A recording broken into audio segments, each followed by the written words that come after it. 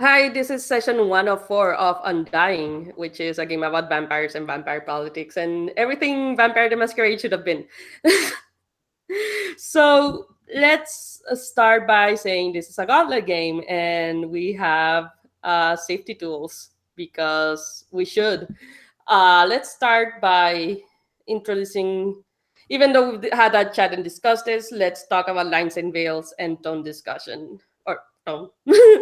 So I think what we've established already is no baby eating or child violence, no sexual violence. What was veil on sex in general, and I am missing one. I think. I think that we said that we would cross the bridge over the river of blood when we get to it, as far as how much gore we have tolerance for. Yeah, true. Thank you. That is exactly what I was missing. Yeah, so, and I think something about race that we would like microaggressions are okay, but nothing quite too explicit in terms of slurs and that sort of thing. I think someone said that. Yeah, which is fine. Tone will be dark as fuck because obviously we're talking about what vampire should have been, and I dropped a die, so excuse me. Now find it. Okay. Anything else you guys want or don't want in the game? Or like, oh, X card is in place, so you just do this, type X, say X card if you are uncomfortable in a way that is not fun, as many people put it, in an apt way. So anything else? Like, it's a discussion, so you guys can add to it. Like, I know we had the discussion before, but like, all right. So the first session is going to deal with the quick start scenario, which is the Plague Empire. And I will now read off the blurb, or actually before you start. So the setting is Rome in 162 AD. There, it is during the Antonine Plain, I think it's called. So a lot of people are dying, and you're running out of food. and then this is like right before the empire is starting to decline and barbarians are invading, so the emperor's away. So so everything's in chaos right now. And that's and like with Undying, we have the moments of chaos and then downtime and then moments of chaos again. So that is the setting.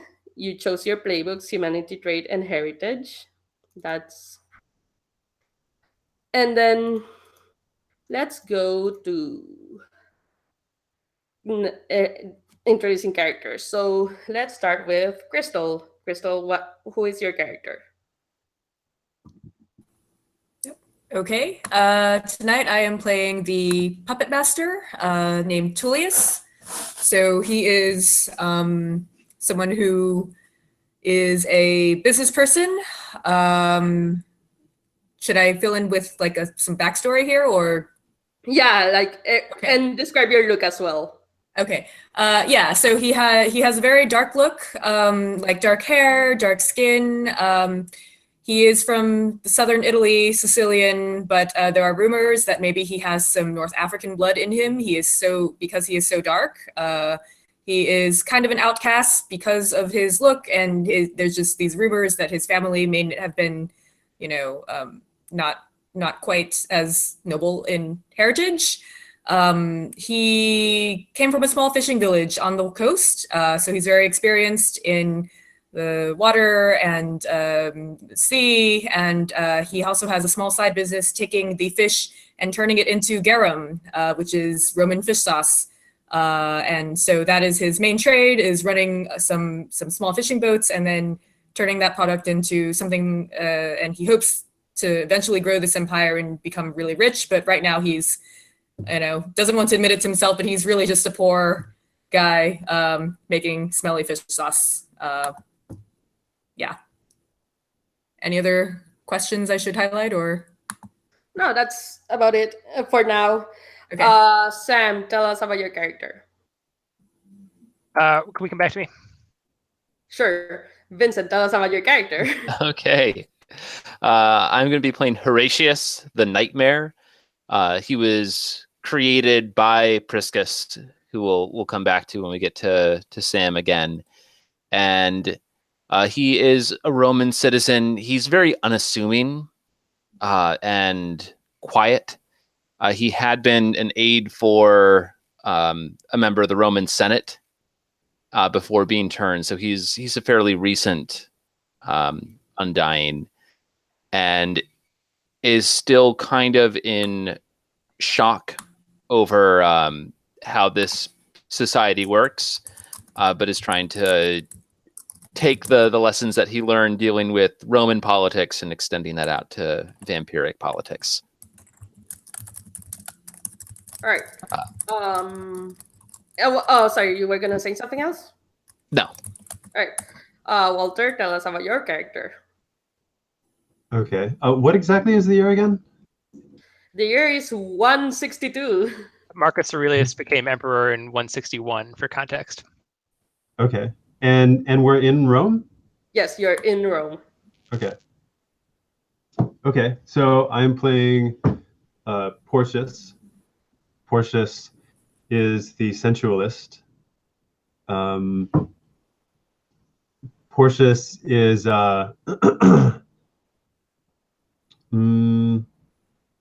so Porcius is not a native of Rome. He's actually a Gaul originally from like the Celtic regions, and he was a traveler before he made his way to Rome and was settled and then turned in Rome. And Porcius is while he's adopted some of the ways of Rome, he still kind of looks a little bit like an outsider, and he's kind of like he's kind of like tries a little too hard to fit in. So he kind of wears like ornamentation and the style of Rome, but it looks a little gaudy, like someone who's like doesn't quite understand fully what's going on. And he's got a couple of trinkets and baubles from home still as well. So while he's clearly trying to assimilate, like you can tell that he also still doesn't entirely fit in. All right. Let's go back to Sam. Tell us about Priscus. So I am playing Priscus, the devil. Priscus was a Roman legionnaire, became a centurion, fighting wars in Gaul and Germania. He came back to Rome, became the bodyguard of Augustus, who's now the princeps of Rome. Augustus turned him into a vampire, and he served as Augustus' lieutenant. However, they've had a falling out, and Priscus now sort of like lives in the slums, among sort of like dens of vice or whatever, hives of scum and villainy.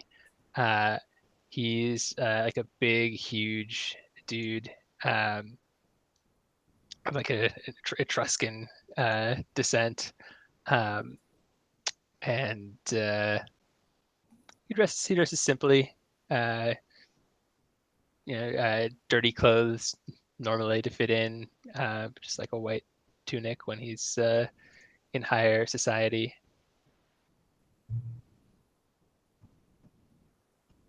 All right. So before we go into lore moves and decide what the lore is, I want to make sure you guys know what your hunting grounds are. Tullius, your hunting grounds are actually slightly better than everyone else's because the princeps actually gifted you some. Sweet. So you have the Circus Maximus, which apparently you run a brothel there. So, all right. Or we can say that you run your fishing thing there, but Mhm. we can We can do both. We can do both. Why not both? Uh-huh. And then you are in Aventinus, which is the Emporium, the first river port of Rome. Priscus, you are in the Circus Flaminium, which is the Hippodrome. Horatius, you have Esquilae, which is one of the hills, I believe. And Portius, you have the Piscina Publica, which is the public baths. And the other minor NPCs have different hunting grounds. Let's not go over that. So, lore moves, which we have to go into because we need to know what the vampires are like. Sorry, before we do this, can whoever's playing Horatius just briefly say again what their deal was and how they connected to my character? Yeah. So I was made by you. Yes, but Yeah. what was the context around that? If you said anything, I was thinking about. Yeah, while we were didn't talking. establish one because I didn't know much about the background that you had. And I think that it might have been at your hunting grounds, whether I was there as an emissary of the senator that I was under the employ of, or there of my own devices.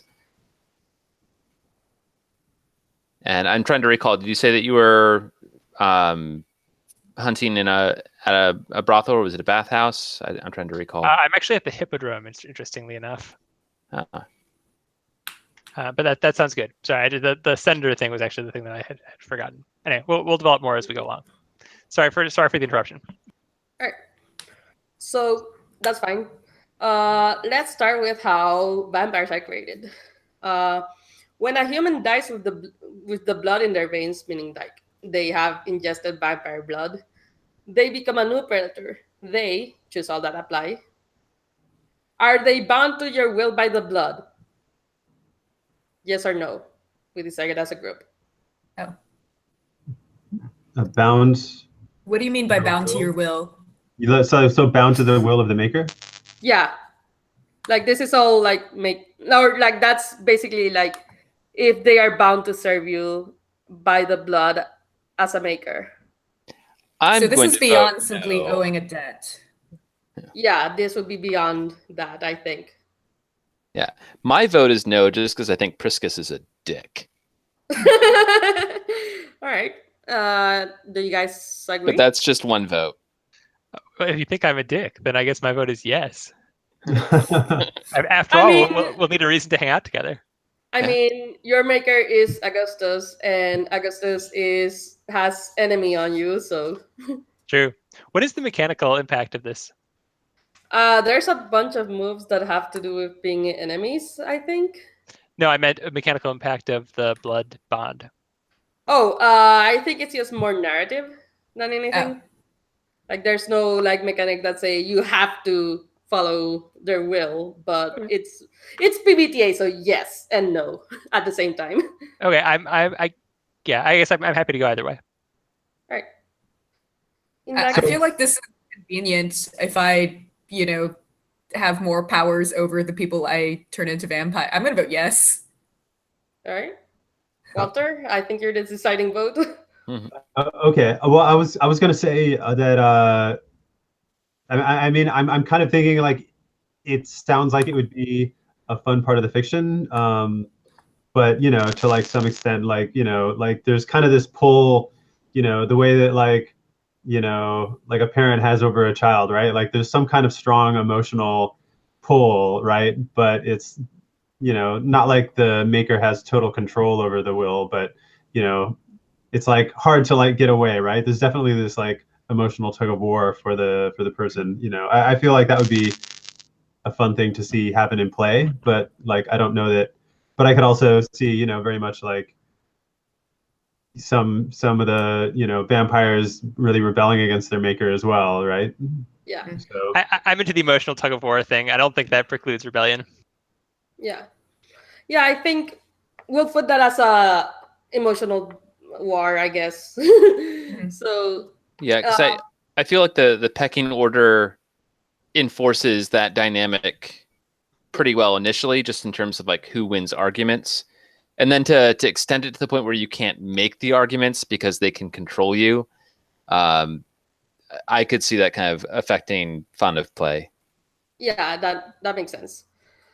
Second question. Awaken a starving, bloodthirsty fiend. So when you get turned into a vampire, do you go immediately on a rampage?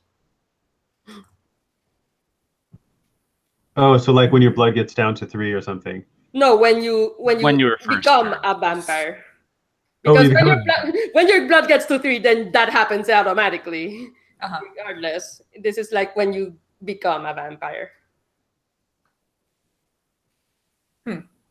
So regardless of your humanity, you would go on a bloody rampage.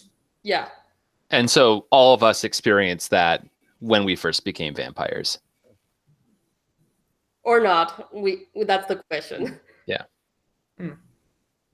Seems reasonable to some degree, right? I mean, and even just becoming a vampire, right? It's got to be like being an adolescent. You know, you got to figure things out. You're gonna be excessive in some ways or another. You gotta cross borders before you learn what a mistake is. And I think that a lot of it comes down to how good a job your maker does making sure you have food when you first awaken. Yeah. So I'm marking that as a yes. So, Yeah, I think I'm yes. I'm done.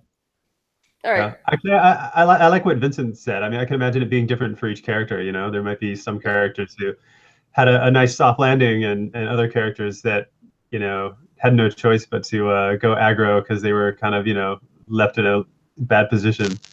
I could see that being like something that impacts characters for the rest of their lives or something. I mean, I think that answer basically means yes, right? So you go on a bloodthirsty rampage, but if someone has already pre-stacked a bunch of victims for you, then that bloody rampage will take place in one nice, neat little room, and it won't be traumatic. Yeah. So third question: are angry, confused, and emotionally frail. They need your guiding hand. I think this rolls in and basically becomes a yes as well. Who? So yeah, who's they? They being the person you create, the vampire, or the new vampire. So they wake up. The new vampire needs the guiding hand of their maker. Yeah. Yeah. All right. I'm gonna mark that as yes unless anyone opposes. All right. I'm good with yes. When you create a predator, you are their maker and they are your chosen. The chosen must always show respect for their maker. Between your maker and chosen, the maker is always higher in the pecking order. All right. Destroy. When you obliterate a predator's body, or when you choose at least one, you destroy that predator. So, sever their head and stuff the mouth full of garlic. Put a torch to their body, consummate with a purifying fire. Bathe their body in the sun's holy rays, or drive a wooden stake through their undead heart. So, which one of those seems like would destroy you, if not all? I could find it interesting if, and like I don't want to go Twilight glitter in the sunlight direction, but if we're like depowered in daylight, or vampires of a certain power level are killed by daylight and others aren't, I don't know if that's something that other people are interested in, or if we all just want to die if the sun touches us. I think there's another question that says what happens when the sun's rays graze to the earth. So that will be answered as in like what happens during the day with vampires. So that is another question. I like the torch thing. But if what happens if we're under sunlight is we die, then that kind of answers that question on its own. Yeah, that makes sense. So we can say not sunlight. What do you guys want? How about torch and stake? Torch and I stake. like torch and stake. That seems reasonable. Yeah. All right. I feel like it's ridiculous to say that garlic will kill us, given that we're in Italy. All right. And Garlic's gonna kill us. We'd be better off dead. all right. See what you did there? So when a predator is destroyed, well, this is decay. When a predator is destroyed, its body, choose one, disintegrates, leaving only chalky film of ash, congeals into a pool of blood and viscera, or desiccates into a mummified corpse. Which one do you prefer? I like 2 and 3. You have to choose one. The I bloody. know. I'm saying that Yeah. I'm saying I'm happy with either of those two. I'm gonna vote for mummified corpse. All right. I was gonna vote for blood and viscera, but I will take your priority. So It's an arbitrary decision. I'm happy to go with whatever. yeah. So I will go into desiccation because whatever. Eat. We went for the mummified. Okay. All right. So now eating. When you mimic your prey by eating their food and drink, you gain no sustenance at all, and it tastes like choose either, both, or neither. Bitter ashes or wormwood and lye, or styrofoam packing peanuts and rots in your gut. So Wait, either. Not that one. I didn't understand the question. So when you eat, you don't feed. When you eat like actual food, and basically, what does it taste like? Any of the Oh. options besides the styrofoam packing peanuts, they don't exist. So I guess either bitter ashes of wormwood and lye or not. The bitter ashes, that's full, fine. All right. So drink. When a predator drinks blood from their prey, the sensation is pure ecstasy and the predator gains sustenance. Drinking, choose all that apply. Preserved blood tastes like cellophane decay but will do. Synthetic blood tastes like candy and barely curbs your hunger. The blood of animals tastes like cat piss, and you must drink it by the gallon to have any relief from your hunger. Which think one in of our- those apply? I think in our current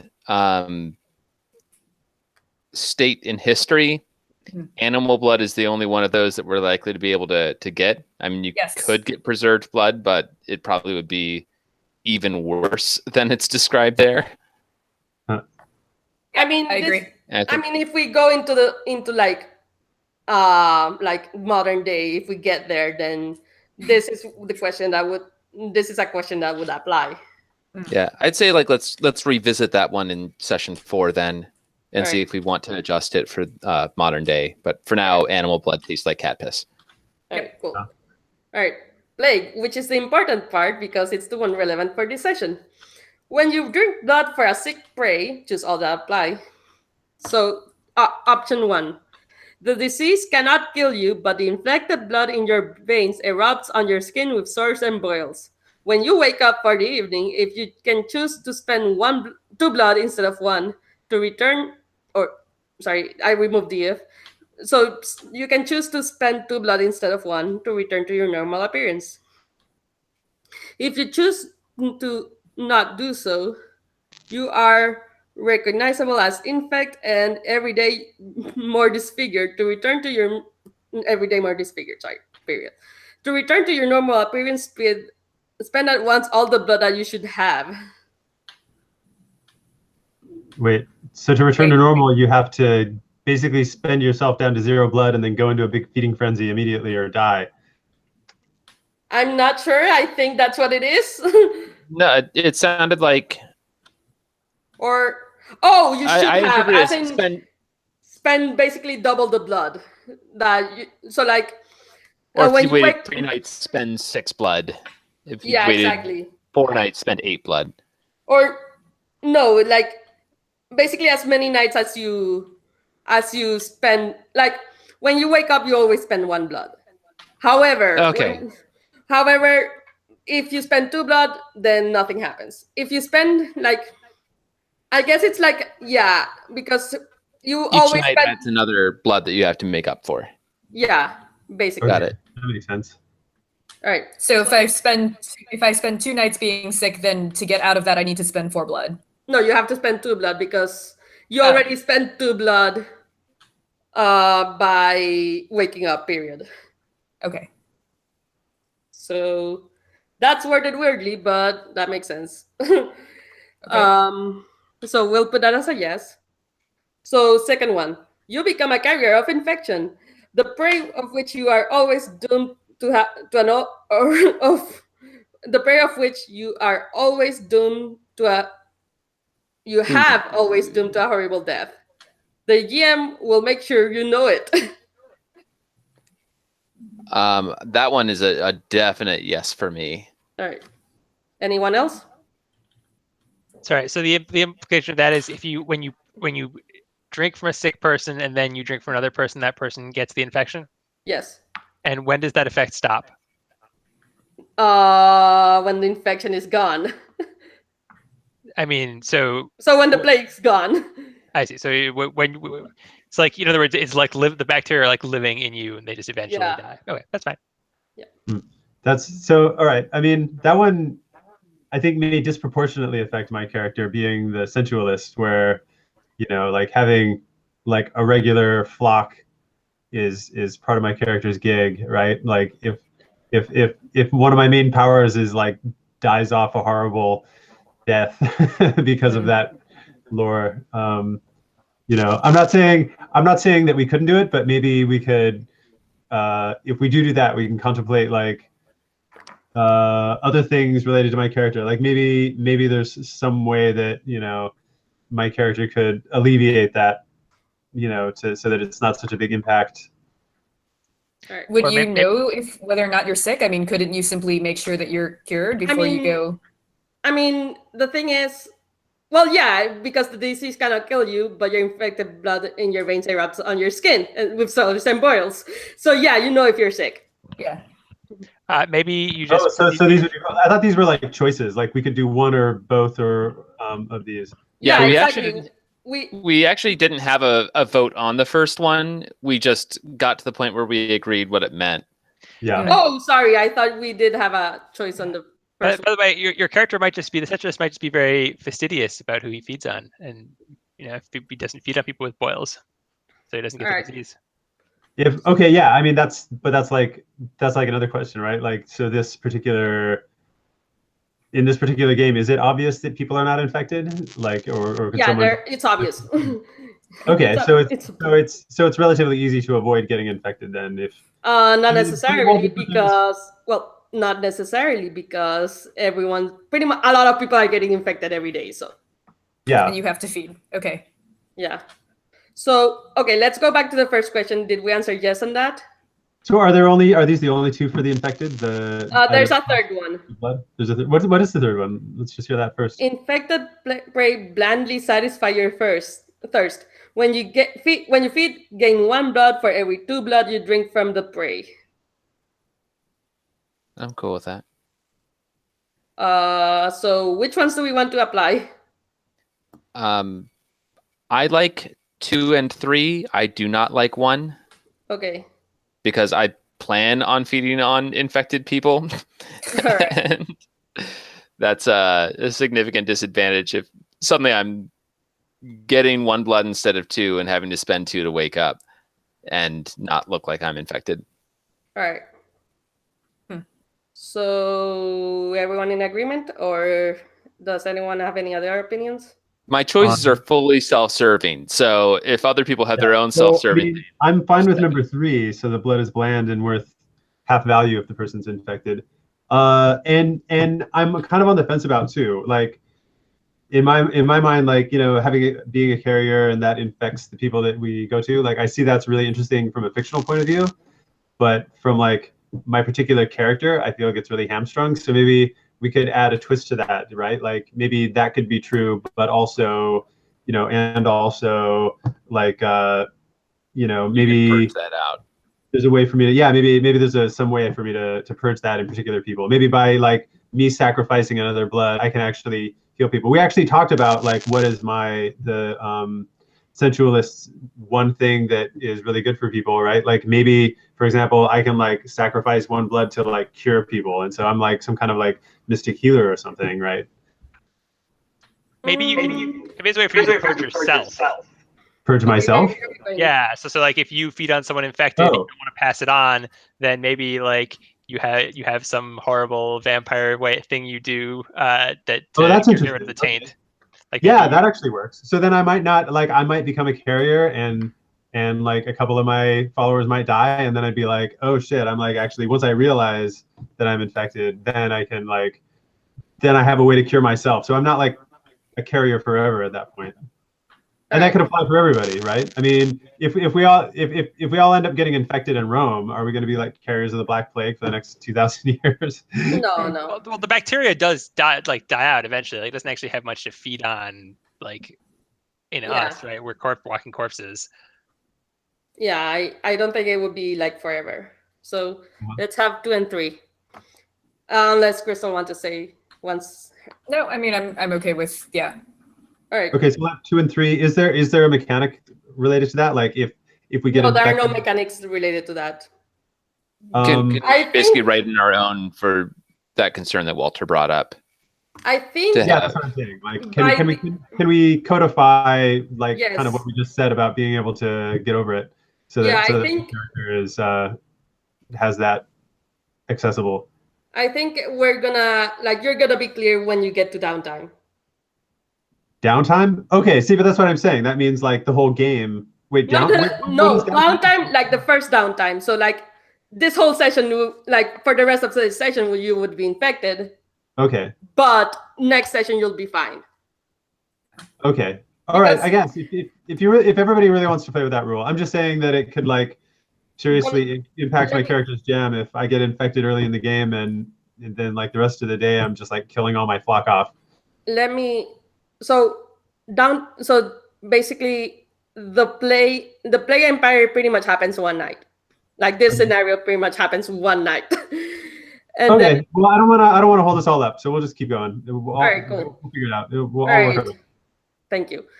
Slumber. When the sun's rays graze the earth, the weight of the predator's curse is heaviest. Predators, choose one. Inevitably succumb to a dreamless sleep-like state. Are awake during the day, though lethargic, weak, and easily overwhelmed by prey. May wield themselves ambulatory during the day by spending 1 blood per waking hour. So choose one. I think I like 3 the most. I like there being a little bit of opportunity for mobility at daytime, and whether that's yes, but like can barely do anything, or if it's yes, but it takes a huge force of will. Either one of those works well for me. All right. I kind of like number 1 with like all player characters and all of our enemies all going just like out. It's like you could be in a room with someone like ready to kill them, and the sun rises, and it's just like time out. I feel like this is really inconvenient if I'm trying to run a business and I can't do it at all during the day. Like I'm okay with 2 or 3 where I need to spend some kind of energy to get things done, but it doesn't make sense for me to only operate a business at night if I'm trying to do that. All right. Walter? I didn't catch all 3 of them. Could you just repeat them one more time? So 1 is falling asleep. 2 is being awake but very weak. 3 is spending blood to stay awake. Okay. I'm fine with any of them. All right. My preference is 2, but we can go with 3 because players prefer 3. Well, I think we had said that we had a vote of any. We had a 2 and we had a 3. Sorry, we had a 2 and 3. We had another 2, and we had a 1. So I think 2 actually is the. Oh, I thought you were the leading one. Okay, Unless I thought we had like 2 for 3, not 2 for 2, but whatever. All right. Okay, so then we're weak in the daytime. Yeah. So now finally hinder. When a predator is confronted with, choose at least 1, The GM says what they must do and how much blood they must spend to overcome the hindrance. This is very badly edited. The first one is garlic strong enough to smell or taste. We decided that we are not touching garlic because we're in Italy. 2, a holy symbol brandished by one of the faithful. No. Or Oh, we just got a straight out no. I was gonna say it'd be kind of funny if we like I am leaning toward no, but if you suddenly have like Christians in ancient pre-Christian Rome being incredibly powerful. right. Well, it also doesn't specify Christians though, right? I mean, what if it doesn't there were, specify? like, certain other sects? What if the sect of I forget who Athena's Minerva? thing else, you could imagine like some, what's that? Minerva used for Athena. Minerva, yeah. I mean, or someone. You could imagine like there being like some sect that's like super potent against vampires or whatever. I would be inclined. I'm not opposed to this one, but I would prefer to wait until later era, just because like the way that Romans think about religion and faith isn't quite like the turn undead style thing. Yeah. All right. Was that all the options, or were you? I feel like you interrupted. I was going by one. So yeah. The third one is on consecrated ground. I cannot speak today, untarnished by evil. Meh. All right. Same problem. Yeah. Fourth, entrance to a home owned by its occupants without their permission to enter. I like this one. Yes. All right. Yeah. And then running water such as a stream or river. I like that one too. Keep in mind There is like a river in Rome. Yeah, do vampires all live on one side of the Tiber? How does that work? I mean, most of you are. It's just one of the NPCs isn't. And if we take this option, we will never meet him. And what exactly is the thing with running water? Like we can't cross it on a bridge or anything? Or you have to spend blood to cross it. Okay. Yeah. So, I Hope mean, nobody has feeding grounds on the other side of a bridge. all right. So is that a yes? Okay. I prefer no, actually. All right. So we can go with no. So we just have permission to enter a home? So yeah, exactly. You basically have to spend blood to enter someone's house uninvited. Okay. All right. So now we go to ambitions and agendas for everyone who's not a PC, which would be 2 characters and the. I gotta grab my delivery. I'll be right back. All right.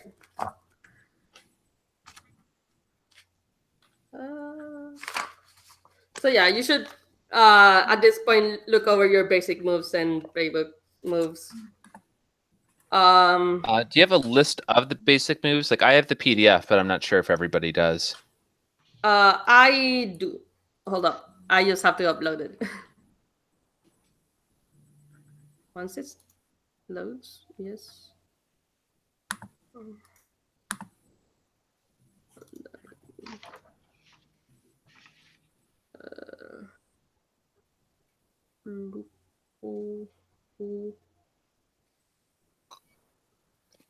Right.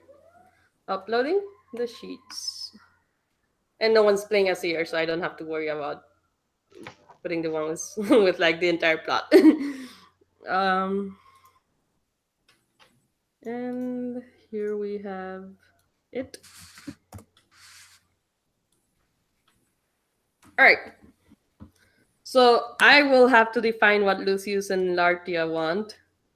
She has a grudge against Priscus because apparently you tried to kill her. You know how it is. All right. Apart from that, we've defined what the business as usual is, which is your so choose 2 assets and 2 liabilities for the puppet master, business as usual. Okay. Sorry, my computer's like struggling to open your last PDF. That's okay though. 2 assets and 2 liabilities. Looking at this list. Hold that thought. If you're still deciding. Next up is the right, Blood Slave. I skipped Blood Slave, which is the nightmare. Yeah, I got a blood slave. I'd like to get some more blood slaves. I think I just have one right now. Yeah. And I think it's somebody who's suffering from the plague. And I basically, I told her that I was working on a cure and it was her best chance to survive this, and just gave her my blood and enslaved her. All right. So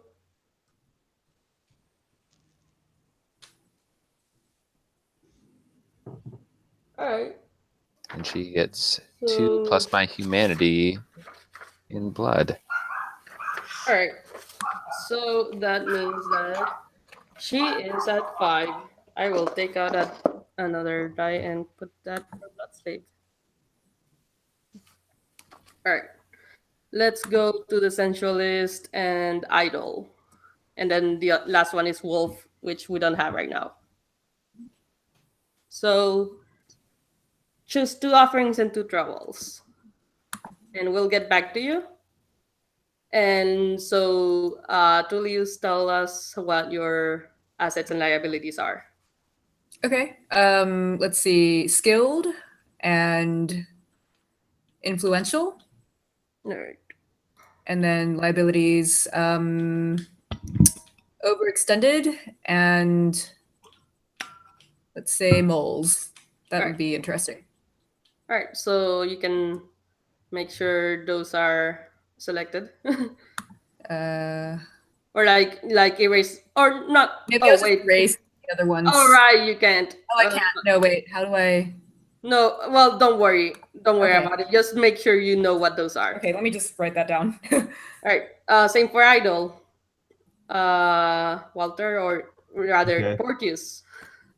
Yeah, Porteous. So let's see. For offerings, I'll try secrets and worship. All right. And for troubles, let's see. I think try commitments and newcomers. All right. Cool. Just write it down so that we know. I think. Right. Let me. All right. So what we're gonna do is we're going to go to in the introduction. We're gonna resolve that, and then we're gonna take a break, and then we'll start the actual game. Okay. All right. Sounds good. So, the plague has spread to the city of Rome. It spread from house to house faster than the gossip about it, despite the precautions and offerings to the Lares for salvation. Neither magic nor medicine seemed to stop it. Rumors among the nobles say that even Galen, respected scholar, physician, and writer at the time, is helpless at confronting the plague. He just takes note of the events to leave a written witness for posterity. Where did it come from? Is it caused by magic? Or is it punishment of the gods? This disease does not concern you directly, of course. But what will happen to the predator without prey? You wake up for the night, spend 1 blood right now. You emerge from your sanctum, along roadsides, prey lie feverish and covered with pustules. Many have already died. The smell of burnt bodies lingers. The most erudite citizens burn corpses in their courtyards while the fearful watch them from their homes. Choose 2 options below or spend blood 1 for 1 to avoid choosing. Only the options you choose are true. 1. Your hunting grounds are being poached by other predators. Reduce its abundance tag by 1. 2. Your hunting grounds are given up to paranoia and superstition. Reduce its awareness tag by 1. 3. Your hunting grounds are in the midst of a plague outbreak. reduce its abundance stack by 1. If your hunting ground's abundance stack is reduced below 0, then your hunting grounds are now barren. And let's start with Tullius. Choose 2 or spend blood 1 for 1 to avoid choosing. Sorry, just to clarify, starting blood, did someone say that it was 7 plus humanity? Yes. Okay. All right. So I'm just gonna opt to reduce my hunting grounds abundance by 1. And then you'll spend blood to prevent the second choice. Yeah. So then I spend 1 blood to do that? Yeah. So what you're doing is, remind me again, sorry? Sorry, I was going to opt to reduce the abundance of my hunting grounds by 1. By being poached or by the outbreak? The outbreak. All right. So there's an outbreak on your hunting grounds. Right. So hunting grounds abundance is now meager. Sure. All right. Priscus. Sorry, and then I also have to spend 1 blood in addition? Yes, because you just woke up. Okay, got it. So I only need to pick one of these, right? You need to pick 2 or spend blood instead of picking. Okay. So sorry, I can't remember the name of the previous person, but did you spend blood as and take 1 and spend 1 blood and then spend additional blood to? No, I took the penalty to my abundance on my hunting grounds. So you took. You have to take 2 penalties though. Yeah, there's the penalty. You spend 1 blood because you woke up, and then there's the plague penalty. Which you need to, which you had choose 2 penalties, or spend blood to negate those penalties, or so 2 to blood negate 1. So or 1 penalty and 1 blood. No, so 2 blood, 2 penalties, 3 blood, 1 penalty, or 4 blood, 0 penalties. Whoa! Oh, I totally misunderstood. No, sorry, you're right. Say that again? Sorry. 2 blood, 0, and 2 penalties. Sorry, no, 1 blood, 2 penalties. Wait, see, we all have to spend 1 blood to wake up, right? And then we can just talk about that blood and just talk about the blood and penalties. Yeah, spend 1 blood to wake up. If you have 2 penalties, you spend 0 blood. If you have 1 penalty, you spend 1 blood. If you have 0 penalties, you spend 2 blood, in addition to the 1 for waking up. Okay, so I spend 1 blood because I woke up, and then I took the 1 penalty on abundance, and So then I spend 1 more blood beyond that. Correct. Okay, so I'm down 2 blood, and then I have 1 penalty. Correct. Okay, great. All right, now Priscus. Okay. I too will spend 1 blood and take a penalty from plague. All right, which penalty? Oh, Plague. the outbreak? Okay. So your abundance is now at 0. Oh, wait. Never mind. I don't want to do that. Sorry. What happens if I take the awareness one instead? They become more aware of you. Okay, fine. I'll take that. What could go wrong? All right. Humans. They're not threatening. So people are suspicious because, or not. Yeah, basically. All right. So, and now let's go to Horatius. Hello? Vincent? AFK? I'm on mute. Sorry. All right. It gets hard when you can't see me. You can't be like, Vince, you're on mute. All right. Okay. Originally, I was going to do the same thing and take 1 penalty and spend 1 blood. But I kind of like this idea of being the only person who doesn't get affected by this. So I'm just going to spend 2 blood. And it'll put me at a disadvantage for any conflicts that I have with you folks. But I've got a great lair, a great hunting ground now, by comparison. By comparison. And now Porteous. Porteous is also going to spend 2 blood to maintain his hunting grounds. Gotta keep the public baths clean, and all the Romans need to bathe so they can wash these, stay clean, and wash these take Cool. care of themselves. They're not going to abandon the baths. All right. So I'll spend 2 blood. All right. Let's take our 5-minute break here, and we'll come back and then start off with the prompt. And Okay. now, a word. Sounds good.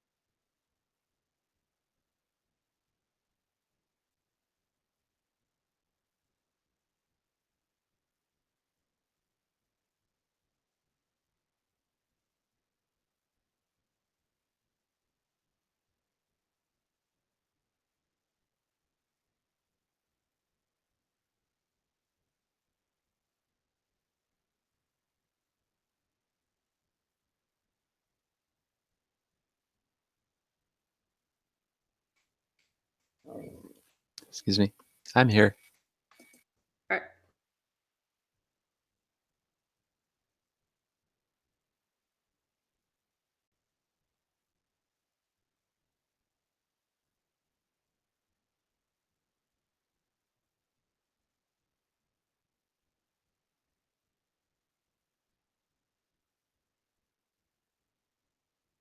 Okay, I'm back. So All right. just to clarify again, I was like, so we talked about, excuse me, running water. So I just glanced at something on the internet. At first I thought you said I had the public baths, which I took to be like a bathing place, like where people went to the bathroom and got Yeah. cleaned up and stuff. The Piscina Publica, it's actually a reservoir and swimming pool. So I don't know if we want to like what we want to actually call it in the game. We could just say it's like a. I mean, We what happens in your mind? What's we don't- happening at the baths is what I guess I'm trying to figure out. the Piscina running Publica. water is not an issue. We decided not to do the running water. Oh, we're not doing the running water. Okay, Yeah. I thought we did do that one. Okay. But also, just in general, what is the Piscina Publica then? Like in your mind, what's going on there? Right now, people are like, I guess, getting infected by the plague. No, I mean, what is the Piscina Oh. Publica? Is it a swimming pool? Is it a reservoir? Is it a place where people use the shitter and like get massages and like clean up with, with like I oil mean- and soap and whatever? Like, what happens there? Whatever you found in the internet, I guess. Okay. But let me go to the prompt right now. Because you're not there. Walking your way through the corpses and the desperate live ones begging for help, you reach the center of Rome. The streets, always crowded with prey until well after dark, are now nearly deserted. Many taverns and brothels, normally lively at this hour, are instead shut tight. Still unsure of how to deal with the situation, you meet each other in the area of the forum. So, here's what you know. You know that there is someone has opened a large leper hospital in the slums, and the prey are being treated there.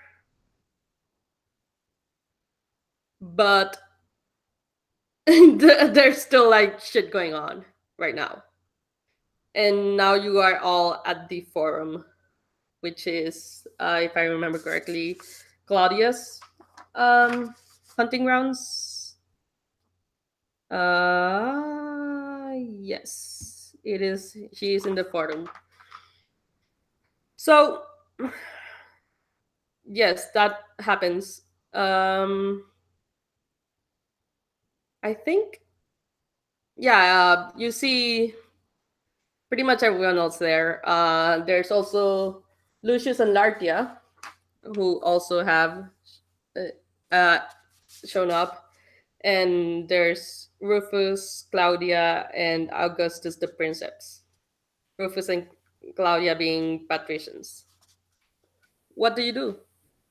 And let's start with the other way.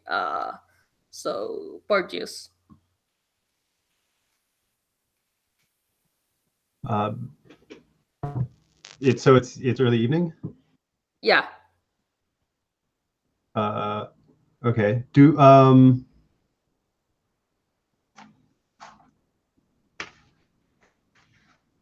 Mm,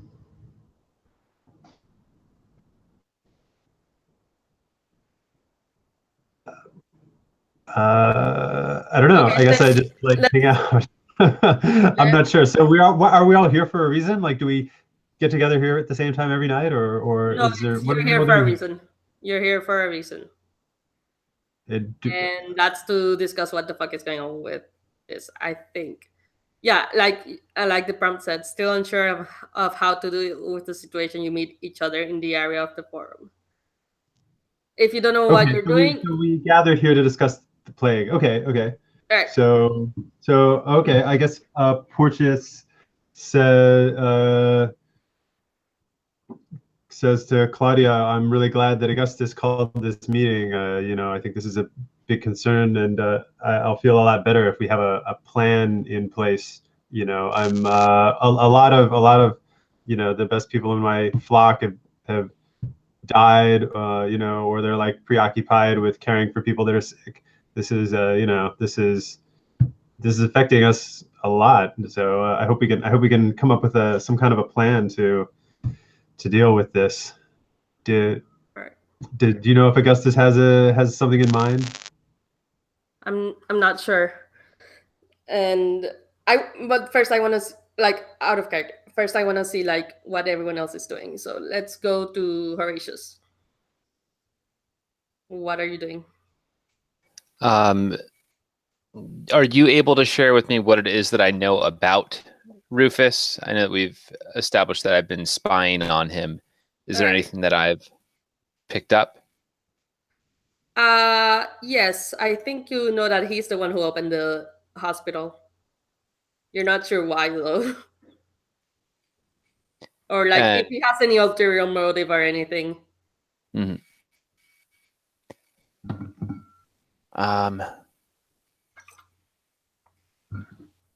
I feel like at this point I can't take him aside without drawing attention. So I think that I'm kind of set aside to the shadows and observing more than anything else, but I'm keeping a very close eye on him to see if anything that Augustus says or Claudia says as they address the other patricians triggers a response in him. Anything that I might be able to use against him, because I've not thought much of him. All right. Well, you're spying on Rufus for Claudia, so. But also for myself. He's my rival. Yeah, like you want to take his power. Okay. Priscus?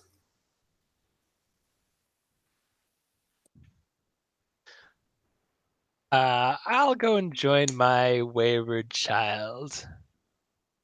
All right. Horatius. Oh, yes. Oh, before we have this scene, I want to know what Tullius is doing. Okay.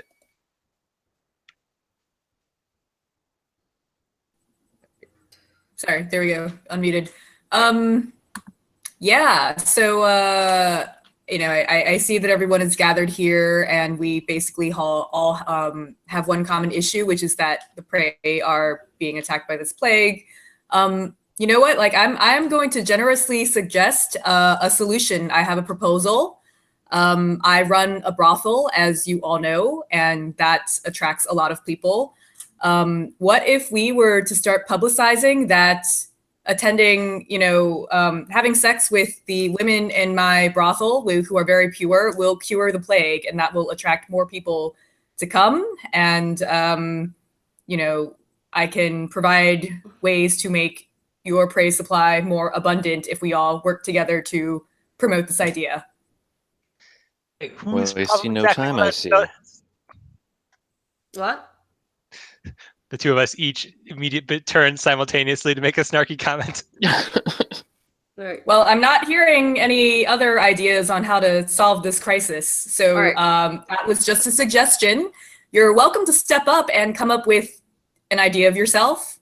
How about a nice fire? It's been a long time since we had a good, enormous fire in Rome. Cleans out a lot of the dross.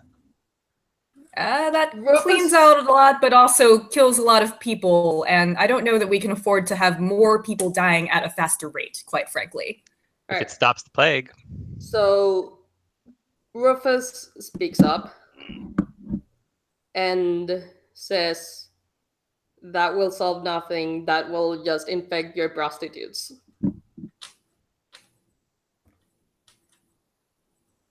Well, I mean, I'm searching for other ideas in addition. If the prostitutes are infected, honestly, they're probably more infected as well, but I don't care if the prostitutes are infected. I'm just interested in the people visiting them who may not be infected. So I take it you're interested in a fire, Rufus. Bold. No. I don't think he likes your idea either, to be honest. Yeah, I don't.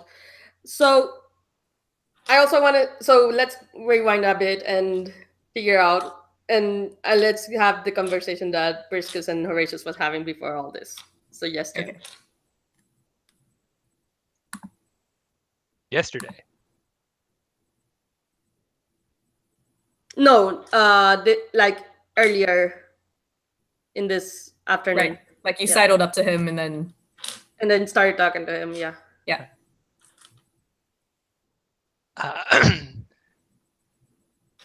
Horatius, the people of the Hippodrome have become a little paranoid of late. Tell me, how are things in your hunting ground? You're on mute. You are still mute. You are AFK. Rip.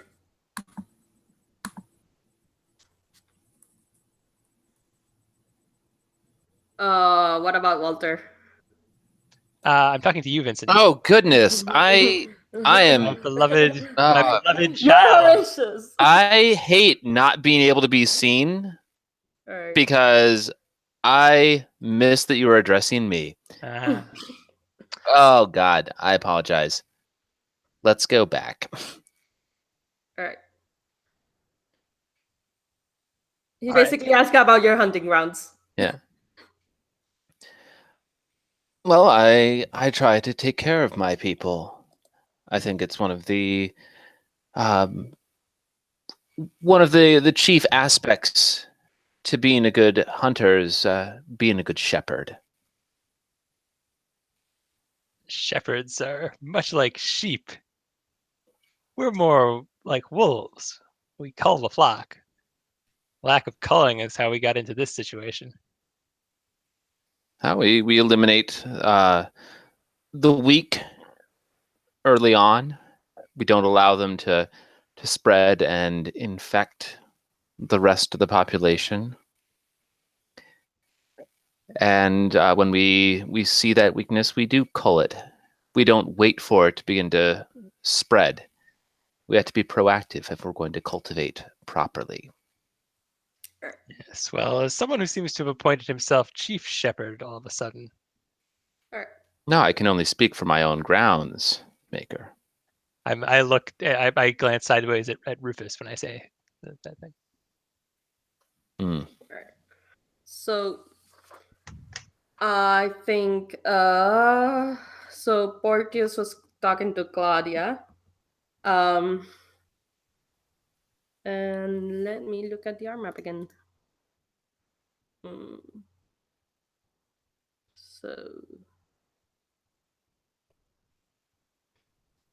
So um let me see how that's work.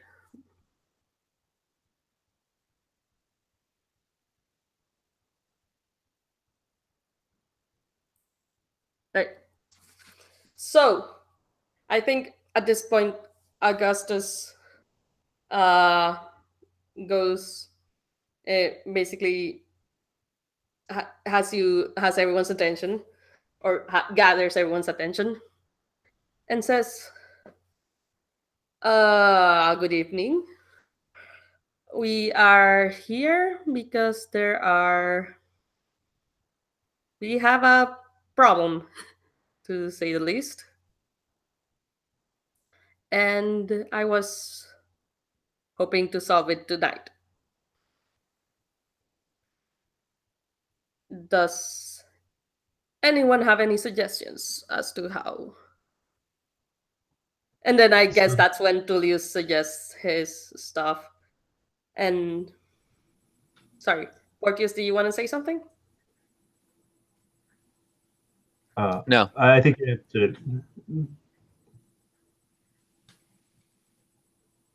You're on mute. Or I think he okay.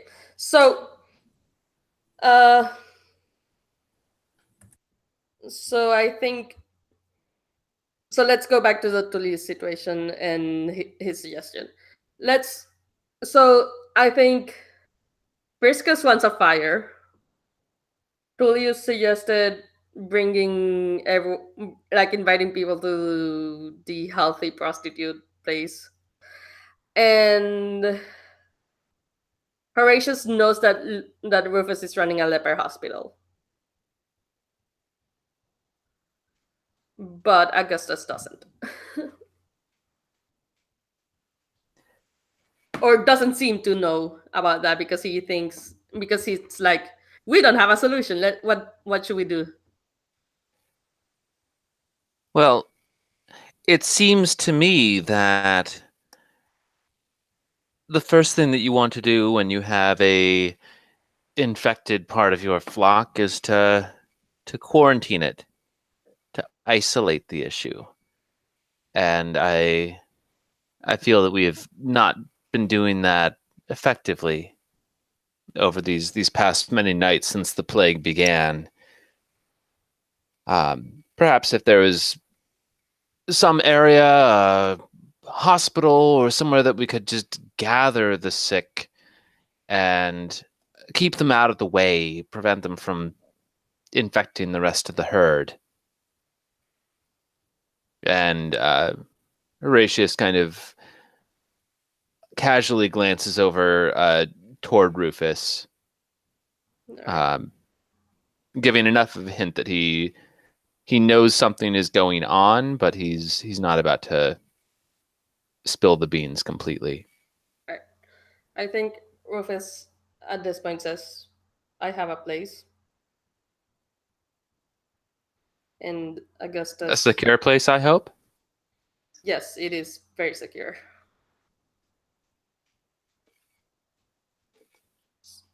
And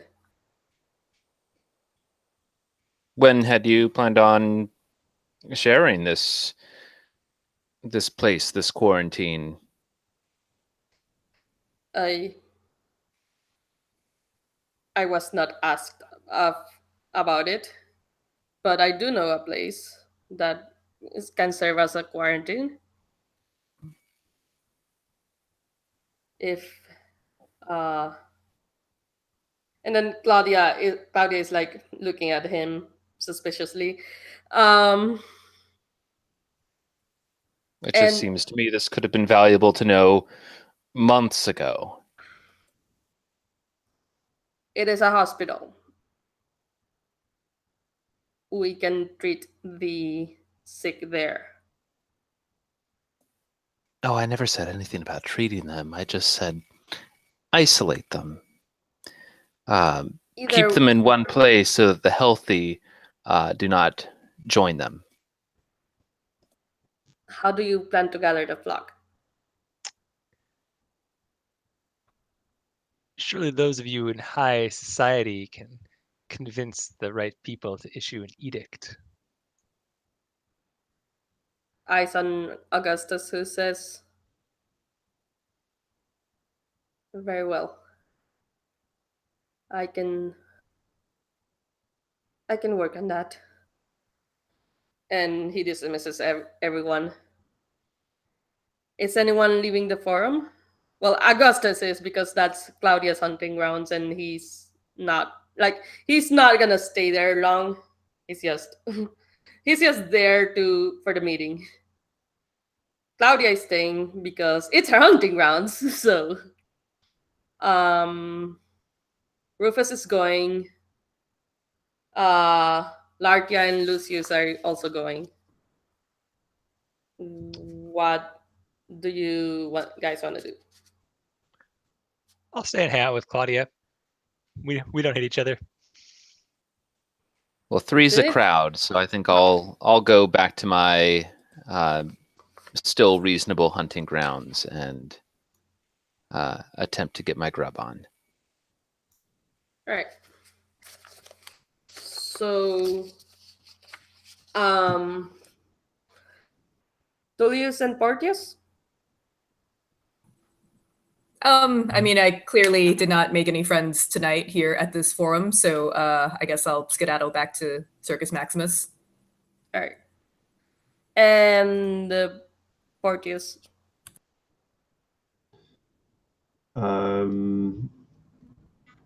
Yeah, I guess Porteous will go back to his hunting grounds also. All right. So the only one who's staying behind is Priscus. That's right. And Claudia looks at you and says, "Ah, Priscus, what makes you want to stay for longer? How may I help you?" I can't come and spend time with my lovely sister. We're not actually sisters, but we're sisters from the same. We're from the Maker. same maker. Yeah. Yeah, that makes sense. Ah, yes, yes. I was hoping. Hmm, I do. I do not want to inconvenience you further, but I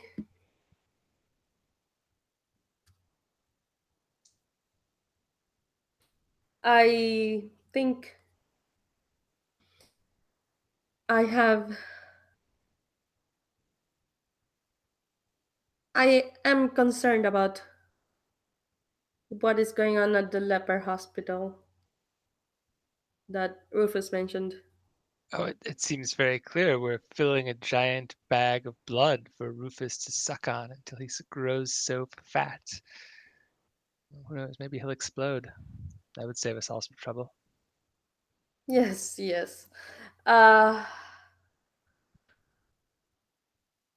would you be a dear and go check up on him? Ah, maybe my loyal child Horatius could do it. Why don't you tell him? Ask him. He seems so interested in what you have to say these days. Well, it's just that he already left. I presume to hunt. But you are still here. We'll see. How are you enjoying that acrobat I sent you? Ah, that was most delightful. He hasn't caught the plague, has he? No, he hasn't. If we might you might want to, or if you need it, I may share him with you. No. I'll I'll eat elsewhere. Very well. I head off to Horatius's hunting ground. All right. So let's deal with everyone's hunt. I guess I think everyone's hunting, right? Or did you want to do something else on your hunting grounds? Like I know Horatius is hunting. What did Tullius want to do, and what did Portius want to do? Uh, I mean, can I go check on my brothel and see what's going on there? I mean, I feel like I have basically a stable of prey. I mean, I don't know how this fits in with the narrative of it being meager in terms of supply. It's meager in the sense that it's like a lot of like they're starting to get infected, Mhm. or there was an outbreak and people are dying. Right. Right. Yeah, And but all right.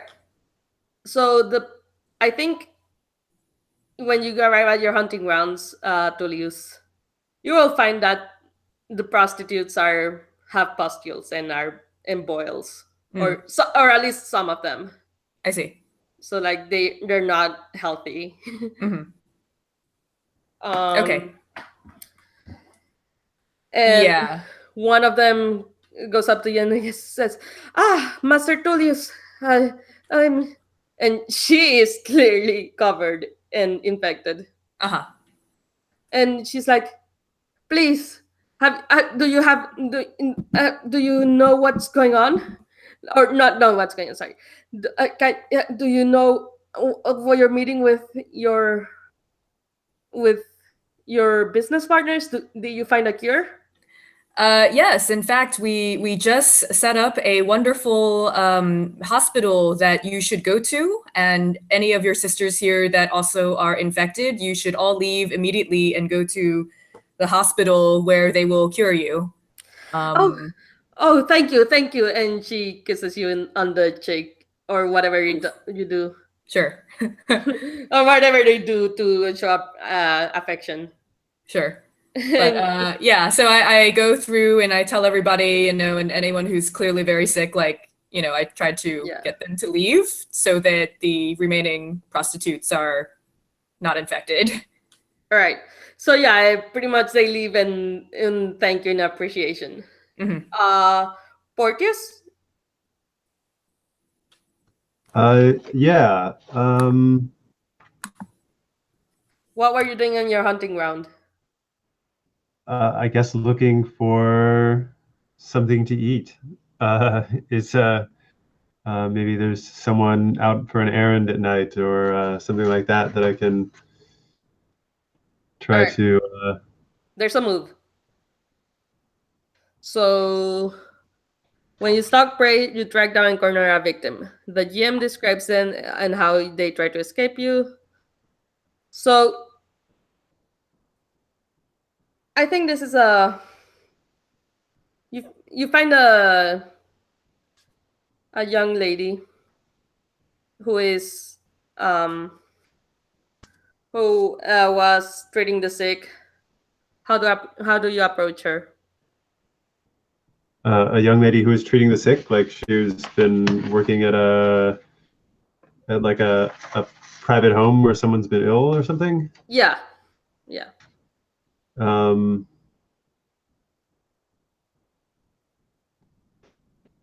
okay, Porteous approaches her and says, "By the way, is my camera working? It looks like it's not working from my It's end." not working. Okay, yeah, I have no idea why. It just for some reason Google Hangouts doesn't like my camera anymore. Okay, so uh, let's see. So Porteous approaches her and says, "Pardon me, Miss. You look very worried and very tired. Or is everything all right?" Yes, yes. How may I help you? Well, I'm just checking around the neighborhood to see if I can offer my services. I have some new cures that I've just acquired for the plague. I mean, not cures, but they alleviate the symptoms. And so, if you know someone who could use that, who could benefit from it, let me know. I'm trying to spread my help to any that I can. Yes, yes. Thank you. Uh, where can I find this cure? Oh, well, it's a special technique that I learned. I brought from my home country where we have been treating plague for a very long time. I'm far north in west of Rome, but we use some technique with some massage and then draining of blood, and this does great things to alleviate the symptoms. It's also very effective at preventing. We find it's very effective at that. Oh, oh, good, good. Uh, can you uh, can you show me how it's done? Yes, I could. That's definitely something that I do. I have a small school actually of people that I train in these techniques. So if you would like to, if it is something that interests you and you prove to be a worthy student, then it's possible that you could train with us regularly and learn from the entire group. Oh, thank you, thank you. Uh, so as a GM, I want to ask: do you want to create a vampire, or do you want to feed? Feed. Okay. So what do you do to get her alone then? Let's see. So I guess presumably I have like a location. I guess I have like a house, a villa or something. So All right. perhaps I have a room there that is like that I've turned into like a training facility, and I have sort of my flock of people that I have. What I offer them is sort of like this like healing techniques, and I sell myself as someone who can like teach other people how to heal, and this is how I've gotten my flock around me. All right. All right. So So I could try and lure her there, and then feed from her that way while I'm showing her these techniques of all right. body So manipulation, like kind of a combination of chiropractics and bloodletting. all right. So I think that's captivating your prey, I think. So tell the prey what you want from them and how, and your humanities 2, so it's 2 plus 1. And Let's see, then are you looking and then you under hunt or feed? What are we doing here? you're doing captivate because you want to get her to Captivate. Oh, come captivate. with Okay. you. Let's see. So uh what do you want her to do? Like follow you to this place, and are you going to, like, what's your intent here? Like, are you going to I like, get my intent is to basically like under the guise of sort of like showing her these healing techniques, I'll actually be like feeding on her. all right. So And she'll probably, my understanding is like while I'm feeding on on someone, like both of us feel this sort of like euphoric, weird, altered state, and I'll just explain to her that that is like part of this like healing process, and it's building up her immunity all to the right. plague. It's like one of those like scenes where like the guy is like standing behind the girl helping her do something, and you like lean in and then All right. Yeah, exactly. Yeah, like I'm teaching her how to golf at the mini putt, you know, and I'm like, here, let me show you how to swing that putter, and I'll just like move up behind her.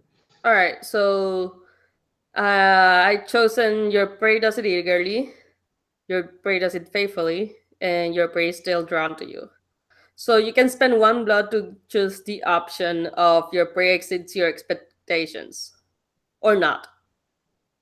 So, so okay, so you're saying that so eagerly. I'm sorry. Faithfully, So there's four options here, and you yes. said that she does four of them, three of them already. Yeah, because your humanity is Oh, 2, okay. and I Okay. choose 3, and I choose like 2 plus 1 basically. All right. Sure. I'll spend a blood for exceeds expectations as well. All right. Okay. So yeah, I guess we go to feeding. So how much blood do you want to take from her? Um. Not too much. I don't want to. I'm hoping I can like recruit her again, like make her a regular part of my flock. So I mean, I don't know how much blood do they have. I'm not sure. 1 or 2 blood leaves them tipsy. Okay. 3 blood leaves them ill. 4 blood leaves them in desperate need of medical attention, and 5 blood kills them. Okay, then I'll just say 2 blood. All right. And you may choose a number of options up to your humanity plus 1, and then only the options chosen are true. Let's see. This is under feed. Yes. Okay, let's see. Okay. So I can stop feeding when I want to, resist temptation to terrorize and hurt them for sport, manipulate memories so they don't remember it in their nightmares, or close wounds left, conceal telltale. All right. Which one you So don't then I choose? guess the one I don't choose will be to conceal what's on their body. So I'll just tell her a story, but the marks where I drank the blood will still be there. All right. Cool. Let's go to Horatius. I'll keep that in mind. Sorry, one question. He spend the additional blood to choose the additional option of your prey exceeds your expectations? Yes. So what what part like exceeded expectations? Yeah, like that's what I'm gonna turn that question to Portius. Like, what about her exceeded your expectations, or what about her coming to your flock? I guess. I would say that she exceeded Porteous's expectations by how well she took up his rhetoric, and now she's not only does she want to join his flock, but she wants to try and she wants to tell her friends about it as well. She's kind of like, oh, this person's amazing. Like you need to. This is going to save all of Rome. I'm going to share this information with others. She's like a total convert to my cause. Cool. All right, let's go to Horatius hunting. All So right. this guy is an elderly man. He's still very he's healthy, but he's old. Hmm. And you tracking them and you corner him. And he tries to escape you by calling for help and just screaming wildly. And what do you Yeah, I get some things I get to avoid Yeah. that I can pick, and that was actually one of the specific ones that I wanted to avoid. So you stifle his screams. And you have one status, so you have to spend blood for additional things. Yeah. So what I'm going to do is, well, it's my own hunting ground, so I actually get 2, Yes. and then can spend for additional. Yes. So I'm going to stalk them quickly because I have a lot that I want to get done in this night, and I don't want to spend my whole night tracking down elderly men. All right. And I'm also going to spend 1 to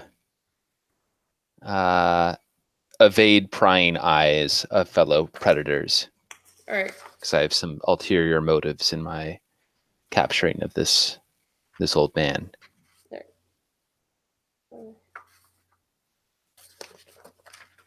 All right. So you so you don't gently subdue him, and No, I gently subdue him. oh, sorry. I gently subdue him. I stifle his screams. Oh, sorry. No, you're right. Yeah. You can spend stalk blood quickly. I'm not spending any more. I'm spending 1. So I'm stalking quickly, stifling screams, and deftly evading prying eyes. All right. So yeah, he's flailing around basically when you, but not well. Yeah. All right. I say, you need to stop this. I need your help. My sister, she's very ill. She was taken away to this hospital, and I'm not being allowed there because, as you can see, I'm healthy. There's nothing wrong with me, but I have not seen her in weeks. I need your help. All right. I think you're captivating. I think I am. So I get all 4. Yes, you get all 4. So are you also trying to feed? Oh yeah. All right. So tell us how much blood you, or yeah, you also get all 4 options. Do I get all 4, or do I get? You get humanity plus 1. Humanity plus 1, so all 4. Yeah. All right. So I'm gonna take 4 blood from him, but I'm going to be giving him back 2 to turn him into a blood slave. All right. I'm gonna say you keep track of your blood slaves. Okay. All right. So, Because you so have I'm keeping 2 blood from him yes. and pushing 2 back in. Can I, because it says I can choose all 4, Mm-hmm. can I decide that I do not manipulate my prey's memories and he does remember me in his nightmares? Sure. Okay, excellent. All right. So yeah, Um, he's gonna go to the hospital after you feed him, or feed on yeah, him. and I I didn't feed say, him, yeah, I but say, and I need you to report back to me anything that it is that you witnessed there. Clearly, you're not feeling well. You seemed much healthier when I first met you, but I'm sure that your attention would be seen, or sorry, your needs would be attended to were you to go there now. all right. So he goes, and at this point, I think Briscoe finds you. Well, after he leaves. So Briscoe, you're muted. I'm gonna have a snack while I'm here. All right. So you're also hunting. You find a middle-aged man. He is working on burning corpses, and you smell the you smell the burning flesh. Is He this a medal if I don't want him hunting on my grounds? sorry. If he went to my hunting Yes. grounds, Yes. could I not get into a medal confrontation with him if I catch him snooping around before he's able to find prey? Sure. That doesn't that depend on which things I select? There's a specific one that covers this. Suppose maybe. There's a definitely evade the prying eyes of your fellow predators. You could. Yeah, that's true. All right. So, what do you? So you choose up to your status and spend blood to choose more, and you only get to choose one because it's not your hunting rounds. So I'll choose, I guess, avoid prying eyes, so I can at least get my hits. So I'm happy for Horatius to show up, but I want to do my eating first. All right. Well, Anything? Do you want to spend blood to get more stuff? No. All right. So As messy as possible. yeah. Yeah, you make a huge scene that Horatius will probably find out later. I basically pick this guy up. Like there aren't that many people around. It's like burning corpses at night. But I'm gonna I pick this guy up by the throat and drag him, and just like carry him into an alleyway. All right. He's screaming and kicking the entire way. Feeding. You basically pick one that doesn't happen and choose how much blood you want to take.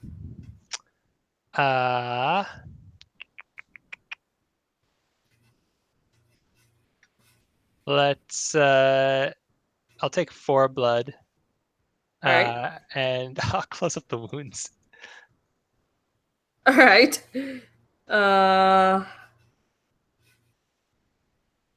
Cool. Or you don't close up the wounds. I do close up the wounds. That's the one thing I do. No, you get one thing that you don't do. Oh, one thing I don't do. Sorry. I don't resist the temptation to terrorize my prey and hurt them for sport or pleasure. I'm the devil. All right. Yeah, you fucking play with them and shit. All right. Yeah, that's what he gets for screaming. All right. So it'll all be over so much more You quickly. can pick multiple ones too. You don't have to take all 3. Like I left a guy with his nightmares, even though I could have prevented that because that's just who I am. That's a little subtle for me. All right. All right. So yeah, you gain 4 blood. He's in desperate need of medical attention. A lot of people notice. You go to Horatius now. Horatius, I found this very sick man. He needs to go to the hospital immediately. That's quite interesting. There seem to be more and more of them these days. That's why we have the hospital. Where did you find him? I don't usually see you so close to Esquiline Hill. Like, in Esquiline Hill. Oh, I was just coming to see you. By the way, I'm not like lying effectively. Like, you know that I'm just like I'm just. You're just fucking with me. I just how I asked how I am. It's part of it's our like special relationship.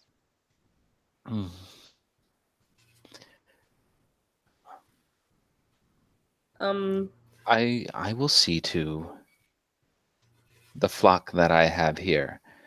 I would suggest that you see to the flock that you have, wherever it is that you feed. Oh no, I promised Claudia that you and I would go and visit the hospital and see what our friend Rufus is really up to. I have my best people on it. I just give you a look and I say, come along now, child. I know you've broken my heart too many times, but I know you hate to disappoint Claudia. Also, they are your maker, so they are higher in the pecking order. Yeah. Yeah. How do we If you- trigger a pecking order comparison? Because I Yeah, like this is bargain. I This like is that you bargain. have to leverage that on me to get me to do this. Basically, if you I think it's like if you refuse, then you become a pariah. Yeah. Can I find a way to agree but count it as a minor debt? Work it out with him. Yeah, that's what it seems like the move allows you to do. But what is it? Yeah. What is it that you want? Well, Or what I'll determine in the future what it is that I want. No, but that's clearly, not- what you want is access to this hospital, and No, but that's not how this works. Look at the move. Yeah, it's Yeah. like- If you accept the bargain, you may demand a new debt, or demand that I forgive a debt that I owe you, or demand other goods and services in return. Okay. But I'm not gonna. You don't get an indefinite Yeah. game I owe you. Okay, sorry. Yeah, let me take a look at the wording. I have the full rule book out, yeah. and that sometimes makes it hard to find the Page. core bit. Yeah, I'm does opening it up It's even the have share. pages. So yeah, basically, if you accept, you can say that it's a minor debt. Page 35. Yeah, but the question is, what is the? Oh, it's just like minor debt. I went to the hospital with you. When I should have been looking at my flock, and now they're like freaking the fuck Yeah. out. How about minor debt? I don't complain when you eat my flock. yeah, or that. No, I'm confused because I feel like I'm doing you a favor, which should mean that I get something out of it Yeah, which instead is of the the other Right. way around. You get a debt. So I owe you a debt, and Yeah. that debt is you let me eat your flock. That's one possible debt. So if you look at the way the RMAP is, so for instance, Claudia owes you a debt, and that debt is you're spying for her. So She owes me a debt because I'm spying for her. Yes. I thought no. I owe Augustus a major debt because Augustus didn't brand me as a heretic. So I see. Okay. So you owe me a open debt. We haven't defined what it is yet because I didn't raise as much of a fuss as I could have when you Yes. ate my flock. Interesting. So wait. So what is? And I can So- cash it in by that affecting the hierarchy order. Got it. So what does I owe Rufus a major debt and it just says dirty secret. But what does that mean? He knows. He knows a dirty secret of yours. So why? Okay, and that just creates but that creates a major debt that's not the dirty secret. It's just something else. Yeah, that's the leverage which generated that you have to find a way to make that up to balance that out. Got it. Yeah. All right. So yeah, what I know about you now is that you have no compunction with sneaking up on other people's territory, and I'm a good guy. You already knew that. Yeah. But if word got around about that, like, I'm keeping that secret for you, and that's the leverage that I'm gaining over you. That if I was to report that to the full council, say, were you in the future to become a patrician, I could use that as blackmail against you potentially. That's kind of the leverage that I've gained. So, oh, let me control B. So yeah, I guess we're doing it. You have one on Priscus for not complaining. Oh, sorry. An expenditure of time, influence, or resources does not directly expose the debtor to harm or significant personal risk. That's what you're allowed to ask for, a favor, right? Well, you're asking him a favor. I'm asking him a favor, and in return, I see. In return, he's getting a minor debt, which is he can use to get a favor from me. Yes. Got it. Okay. Thanks. Sorry for that. And you were able to. Yeah, and you were able to gain that by virtue of being higher on the pecking order. Right. Yeah. All right. So yeah, you both go to the hospital then? Well, as I saw it, it was that I was sending somebody in. I didn't want us to go directly into it because I think we'll draw too much attention from Rufus if we do. Yeah, but that I was the favor explained that to I'm you. asking of you. Yeah. No, I guess this explains why it's something that's going to cost me a debt, because I'm asking you to actually come with in person. Yeah. So are you and that to me could constitute a major debt because all right. I think this could be very dangerous to my person. All right. My person being me. Yeah. So I guess you have the major debt then. Going to so I'm not going to give him a major debt. Major debt. Yeah, then we're not going. Then you become a pariah, unfortunately. Hold on. Well, no. Like I'm saying, getting me to go is giving me a major debt. Yeah. So if you don't want to give me a major debt, then you have to find something else that you're asking for. Yeah. If I go, you're giving me a major debt, period. Yeah. Basically. Really? So you're allowed to demand that a major debt anytime someone. Yes, I'm saying the mechanics are demanding it. You're putting my life at risk. Therefore, it's a major debt. Let me explain. So yeah, if they accept, they have the right to demand a debt.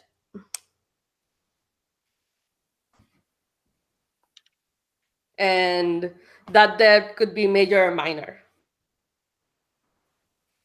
Depending on the circumstance. All right. I don't consider this to be major debt, and I guess that would mean that I will not accept. So all right. So you won't make the demand on him. Sorry, just to back a little bit. Yeah, I'm confused as well. Pecking order, like, doesn't that have any impact on this? Like, shouldn't you be able to coerce him into doing something anyway? Apparently, I have to give up something way, way better than what I'm getting in order to do it. I kind of feel like minor debt is fair here, not to interject, because you're higher on the pecking order. Yeah, but you don't get to. I need to find the exact definitions of a major versus a minor debt because it is a defined thing rather than like me being like, I want this. It's saying a minor debt is if it's not a big deal, a potentially life-threatening thing. And a major debt is if it is. Yeah, okay. But like, I guess I didn't really think that like sort of a scouting mission was a major. Anyway, whatever. I mean, what I would suggest is I have spies that I am sending in there right now.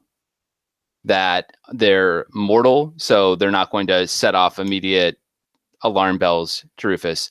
I am absolutely happy for a minor debt. To say when my spies come back, you are the first person to find out everything they have to say. I'm not gonna take that. He's just gonna roll his eyes at you and say, "You need to learn to get your hands dirty," and then stalk off. All right. So yeah, there's nothing happens then. All right. So let's figure out. Back to Tullius. I guess sorry. Yeah, I don't know. I mean, I feel like I'm the only one here who hasn't fed, but it would be fairly simple for me to take a quick snack from one of my brothel people, prostitutes. Right. Yeah. Yeah, like I don't know if we can quickly do Yeah. that. Yeah. Yeah, Don't I wanna be mean, angry. this is someone that I know and am, fairly intimate with, to just go to them and say like, hey, I'm really glad that you're still healthy. I really need some comfort tonight, like in this time of plague and stress. Would you mind if we, shared a bed tonight? And as we get intimate, I take a quick snack. All right. So, how much blood do you plan on taking, and what don't you choose? I take 2 because this is someone I want to keep alive, and I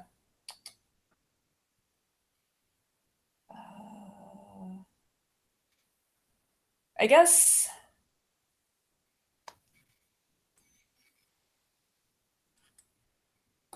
maybe I don't close the wounds. Okay, you don't close the wound, so you stop eating when you want to. Yeah. Okay. Okay, fine. So,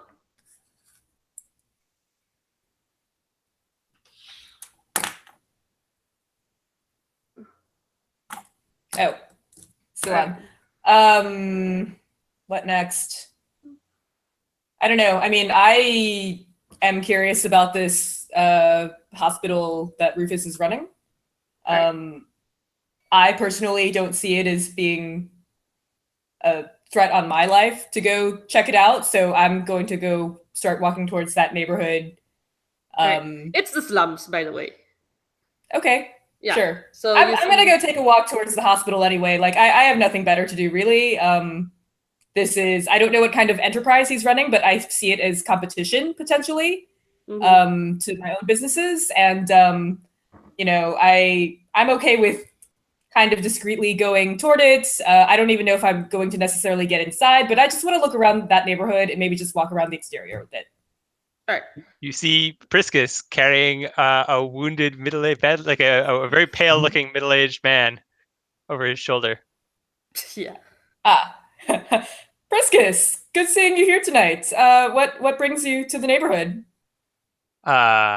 Tullius. Oh, I met this man. He seemed very ill. I thought I should bring him to the hospital. Oh, okay. So you do think that Rufus's hospital is what he says it is, that it is here to help heal our flock? Like, do you think that's really what's going on?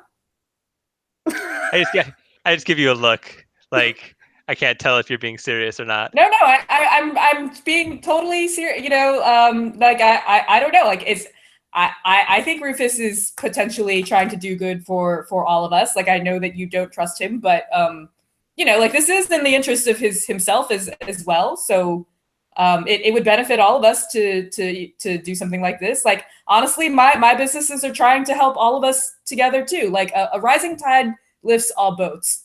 Don't you know that, Priscus? I know this because I work in the oceans. Rufus is not a man like you. Rufus is a man like me. Let's go find out what he's doing. Okay, after you. All right. So, and Porteous, after you're done feeding, what do you want to do? Okay. So let's see. So I'm gonna say that I have a regularly scheduled kind of group event. So after I've basically initiated this this new woman, what is her name? Does she have a name? The woman that I just fed on and initiated into my healing circle. I will give her my go-to female Roman name, Lucretia. Lucretia. So I tell Lucretia that I have a group of healers that I train regularly, and I feel like she has really exceeded my expectations as far as her how quickly she's learned, and I feel comfortable already initiating her into the group and letting her meet the rest of them and start training with the rest of them if she would like to, and that they will be here shortly. Yes. All right. So, well, yes, that happens. So basically, you're ignoring the whole Rufus thing and doing your own thing, right?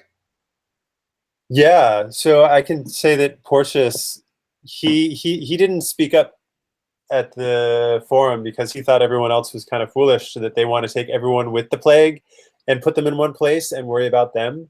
Portius has not announced it, but he's taking the opposite stance. He's kind of like, he just wants to keep the plague out. And so he has his own little circle of people without the plague. If anyone in his circle gets the plague, he gets rid of them. So he's just keeping his like tight little group of people. And what he offers them is hope. All right. He gives them hope that they will be safe as long as they stay within the group. And he sets up little cues so that they will feel guilty and that it is their fault if they acquire the plague anyway. And then they will hopefully abandon the group out of shame that they were not worthy and of avoiding the plague by adequately administering my techniques to save themselves and others. All right. And Horatius, what are you doing? Well, you have your blood slave keeping track of things, but what are you personally doing? And I was on mute again. Yes, so personally, I want to case the hospital and try to, from a distance, keep an observation of it. I have some plans. You know, if I'm able to see Rufus getting into any kind of trouble that he shouldn't be, I want to be able to hightail it out of there and go tattletale on him to Augustus. All right. So, Tullius and Priscus are going inside the hospital. Is that correct? That's correct. Before we actually have any scene inside the hospital, can we work out sort of what is going on with me and Rufus? So I owe Rufus a major debt because he knows a terrible secret, and Augustus hates me because I introduced Rufus to him, and Rufus is causing him problems. Am I reading this correctly? No, wait. Augustus, I don't even know. Like, I understood it the other way, that Augustus was Priscus's enemy because Augustus had introduced Rufus. And I think somewhere else it mentions that it looks like Augustus may have displaced other people by accepting Rufus in as a patrician, and maybe that affected Priscus. That's kind of my impression. Wait, hold on a sec. So okay, so all the others, his refers not to the character in the picture, but to the relationship person. Yeah. I think. So, for instance, Horatius says the rival is Rufus, wants his place. Horatius wants Rufus's place. So, if that's what's going on, then it seems like it would be I introduce Rufus to his detriment. No. Well, so it says enemy Rufus under Priscus. He knows too much. I'm assuming Rufus knows too much about you, and Right, therefore exactly. Rufus is Priscus's enemy. Right. So enemy Augustus is your enemy the same way Rufus is, because he introduced Rufus to your detriment. And I'm also interpreting that in relation to under Claudia. It says Claudia has a rival Rufus because too much power for a newcomer. Yeah, so but it sounds like Rufus is the new guy, and that's just Claudia. So Yeah. Rufus is the newcomer, but the way these are all written is that he refers to the relationship, I think not to you.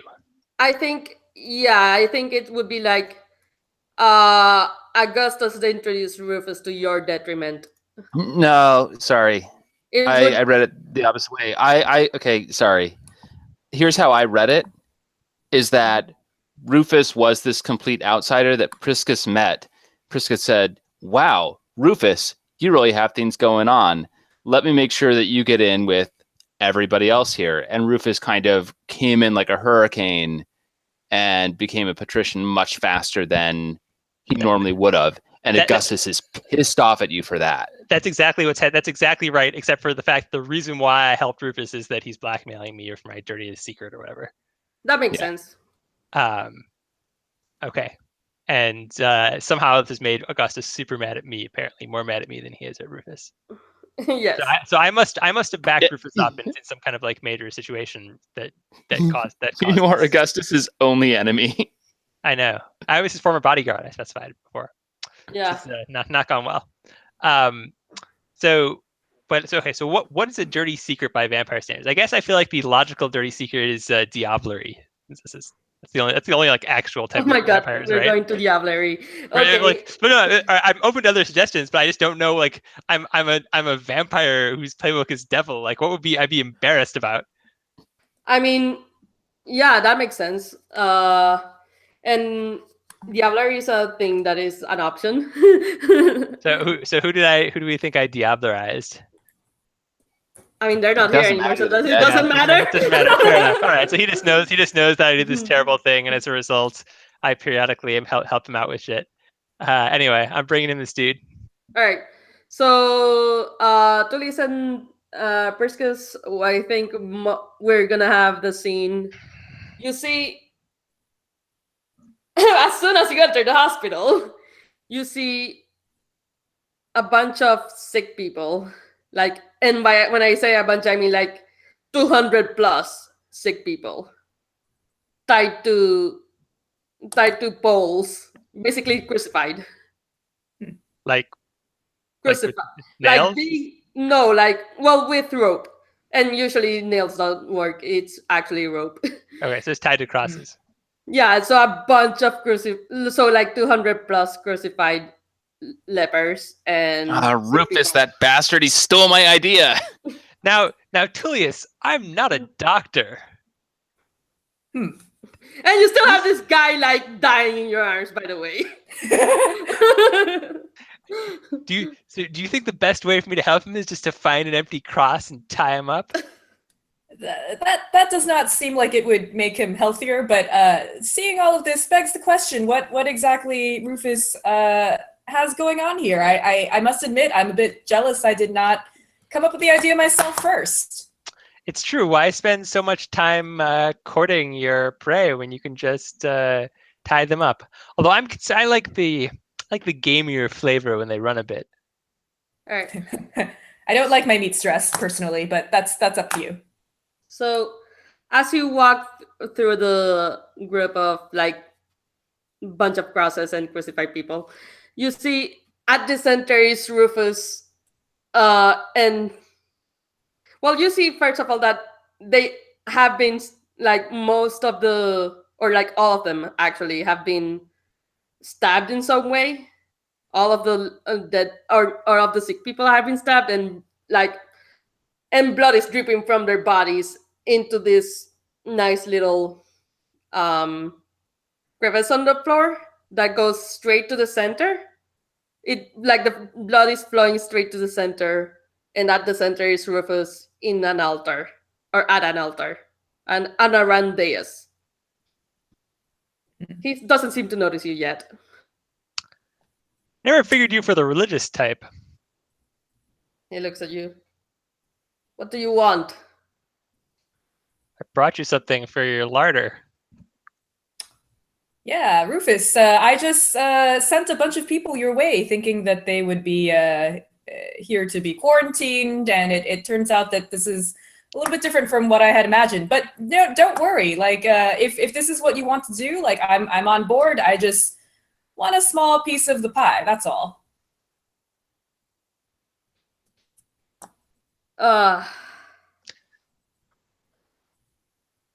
Leave that man somewhere else. It seems that he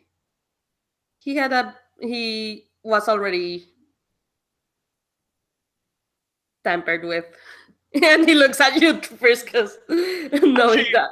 I'm sure you can get another few drops out. You just have to be gentle.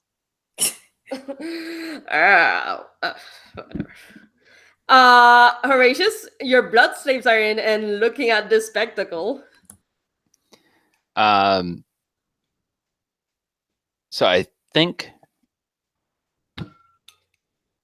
there's like one thing that I want to see if it happens first. I want to see if they're able to interfere with this ritual as soon as like they leave thinking the situation's taken care of. I want to activate a blood slave and see if I can complete the ritual with them.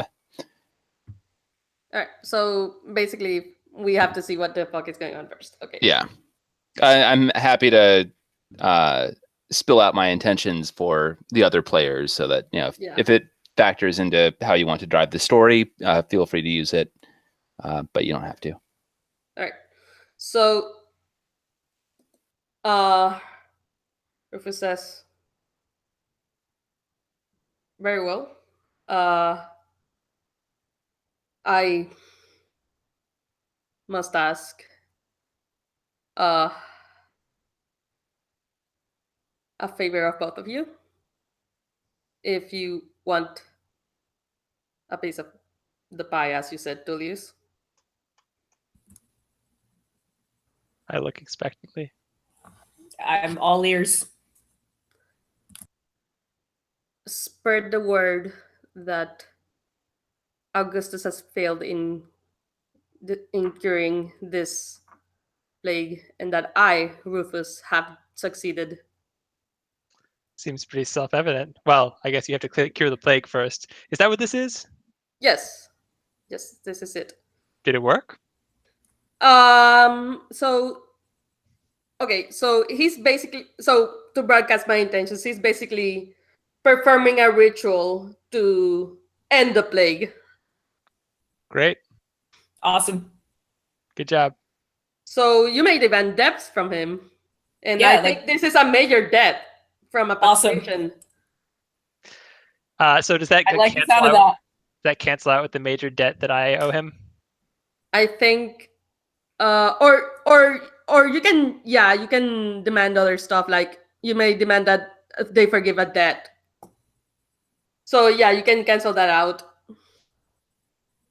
I will take the major debt from Rufus, and I will quietly spread the word that he is doing great work and that Augustus has failed. All right. And you are a puppet master, right? Mm-hmm. And your muggle triggers when you hold I think I need two or more two. patricians. So. Yeah, so I would need one more, but it's okay. I'll take the one for now. All right, cool. I offer to wait with Rufus and help him kill Augustus when Augustus comes to confront him. Oh. He will take the offer. He will or won't? Yes, Okay. Rufus will. Cool. All right. So that gives you a major debt against him. Well, right? So, I mean, no, I would say they will demand. They can demand or how does this work? Yeah, Priscus. I mean, I feel like you kind of like are up one now on him, right? No, it's all one transaction to me. Oh, okay. It's all one transaction. I'm less of a town crier and more of a murderer, so I figure if I'm gonna go in on his scheme, I'm gonna offer like murder. Yeah, like he made a counter offer and he accepted. So okay, all right. So all right, and Horatius, are you gonna stop the ritual with your blood slaves? And you're muted. Yep, I am muted. Oh gosh, I really hate that guy.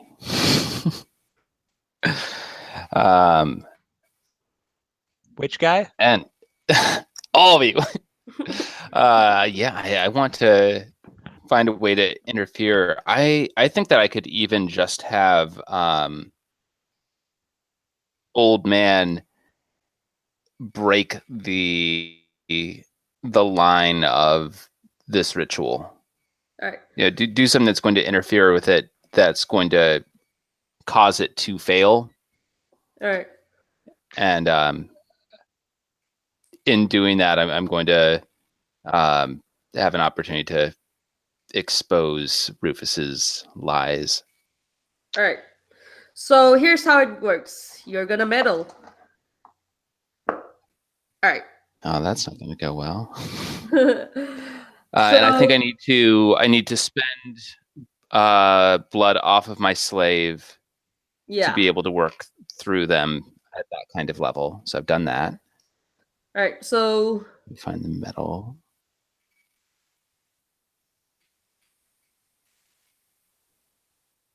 I have a decent amount of blood, but I would not be surprised if he has more. all right.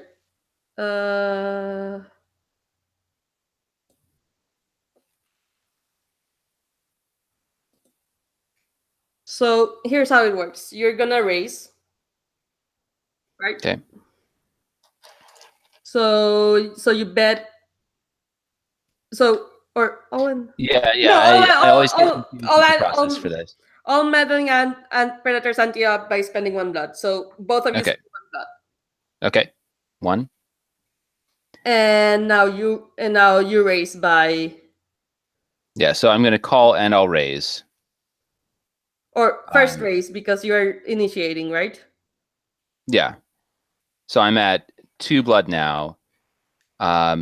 He can stop me by Right. just calling, and I'm not allowed to raise again. Or he can call and raise and take it up to 3 blood. And I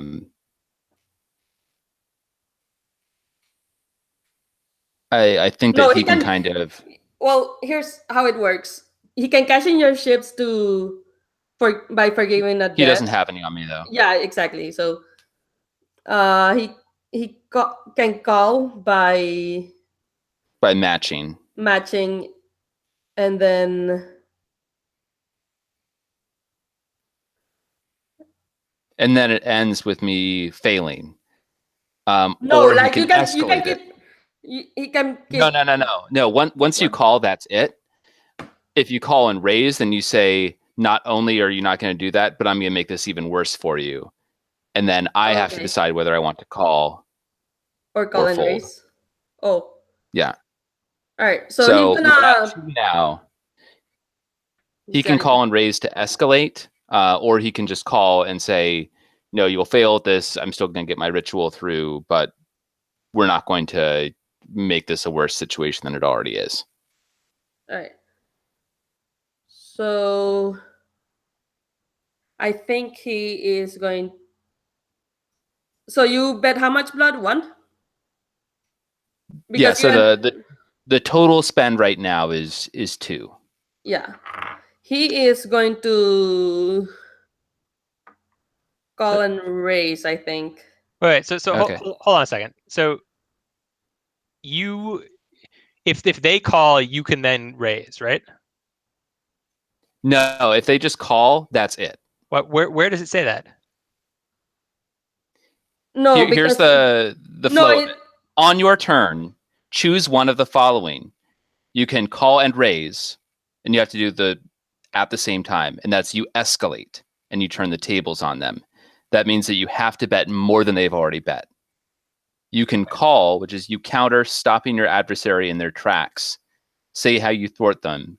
When you call another predator's bet, you spend blood equal to their bet. If they have not already spent the blood they committed to spend when they place their bet, they spend that blood now. I have interpreted that, and I could totally be wrong on this, as call and raise means, no, it's going to be even worse. And I can either call and match that and say, no, we're going to back off of this. I have been confused by it. Like yeah, I like So no, let me explain how it works because I think I got it. So you can call and raise, which is counter which is like matching it up and raising it further. You can call, which is just matching it, and then there's fold, which is just you give up and they get what they want. So I actually see it a little differently. You guys take turns. On your turn, you can either raise or you match. After you do either of those things, either call and raise or call, then the other person gets turn. And then you keep going until right. someone folds. Exactly. So in other words, Okay. if he calls, he's called. Now so he's thwarted what you're trying to do. Now you have 2 choices. You can fold, which means you accept the consequences established, just to say that your plan didn't work, or you can now raise again. Yeah. And keep it going. So he's gonna basically He's gonna call and raise. It sounded like. He's gonna call and raise, so he's gonna match you, which is 2. And So he's gonna spend another blood, and then he is going to bet 5 blood. 5. And sorry, what is Ooh. happening in the fiction when he does this? I think he looks at the thing going on, and he has blood slaves of his own, so he's gonna interfere by sending one of them after your blood slave. I would say even like if you're okay with an added escalation to that, if he's dropping another 5 blood on it, I could see him also sending a couple of blood slaves outside. Yeah. Because he knows that I wouldn't be doing this without having some kind of physical presence in the area. All right. Cool. Yeah.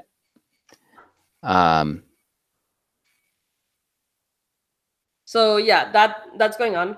Yeah. So it's a total of right. So yeah, he called and raised. Yeah. Your turn. Getting nervous about it because I don't Keep know how much raising. he has available to him. Yeah, let's do it. So I'll call him Nice. I'll raise another 1. Wait, One. don't you have to meet the 5 or no? I met the 5. You did? Yeah. Oh my god. All right. Props. Alright. But I don't think this is going to end well. All right. So Yeah, so I'm racing again. So as like these the first of these blood slaves comes out, I think I'm right there to grab them. I don't know if we want to like suggest there's anything in the fiction that like if I'm draining one of his blood slaves, anything blah blah blah. But I think this is I'm placing a threat on his situation. So is By it threatening violent him. now? Or are you Sorry? directly engaging him in a fight? No, I'm not directly engaging. I'm trying to win my medal. All right. So basically it's just the blood slaves right now, right? Yeah. All right. And so you match and raise by, and sorry, describe that again. I was fiddling with my blood. Yeah. So his escalation was sending a blood slave after my blood slave and sending another one out to track me down. My escalation was grabbing the blood slave that he had sent out of the building. All right. He will call and call, so he spend 1 blood, and then he will raise by 3. So All right. And now I will forfeit. all right. So Leaving me very, very hungry. Yeah, like, aren't you? What happens when I'm at 0? Or 3? oh, Like, you're at 0. You're at 0, Okay. aren't you? If my math is correct. Jesus fucking Christ. Okay, I will look at. Okay, you're starving. So I do have somebody like in my hands right now, but I'd probably become a pariah if I was to eat this person. yeah, no, you're starving. You're pretty much when you have fewer than 3 blood, this beast takes control and does everything in its power to sate, I guess, its thirst. You lose your control of yourself in the carnage, a spectator in the havoc you cause. Torn, bloodless bodies are left in your wake. You are covered in the viscera of your victims. Blah blah blah blah blah. Yeah, well, I think the first one of those is the blood slave that I grabbed, even though I've had to fold on the meddling. Rufus Right. is gonna be pissed. Oh yeah. Pissed. Hey, I have no problem with the next night playing a new character, if that's what it comes All to. right, let's deal with the aftermath later. No problem. All right. So Rufus completes the ritual, and since we're getting close to like time-ish, there's like 25 minutes left. I don't want to epilogue quite yet. I'm just gonna pretty much narrate what happens next, if that's okay with you guys. Um. So when so basically while Horatius is going on his rampage, you all see that the bodies are now dead inside the hospital. However, once you go outside and start seeing like what's going on, you see that the pustules and boils just start going back to the body, and people are getting healed and like immediately, pretty much. Like all this chaos, like there's still a chaos because one, Horatius is on a murderous rampage, and two, like where the fuck did this come from? But yeah, I think what will happen now is that as far as the pecking order and status, I think Augustus become will not be princeps anymore after this.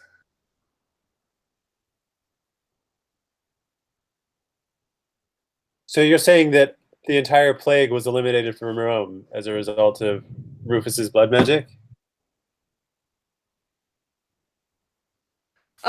Yes. Well, actually, it's gone from like everything, from everyone. Like,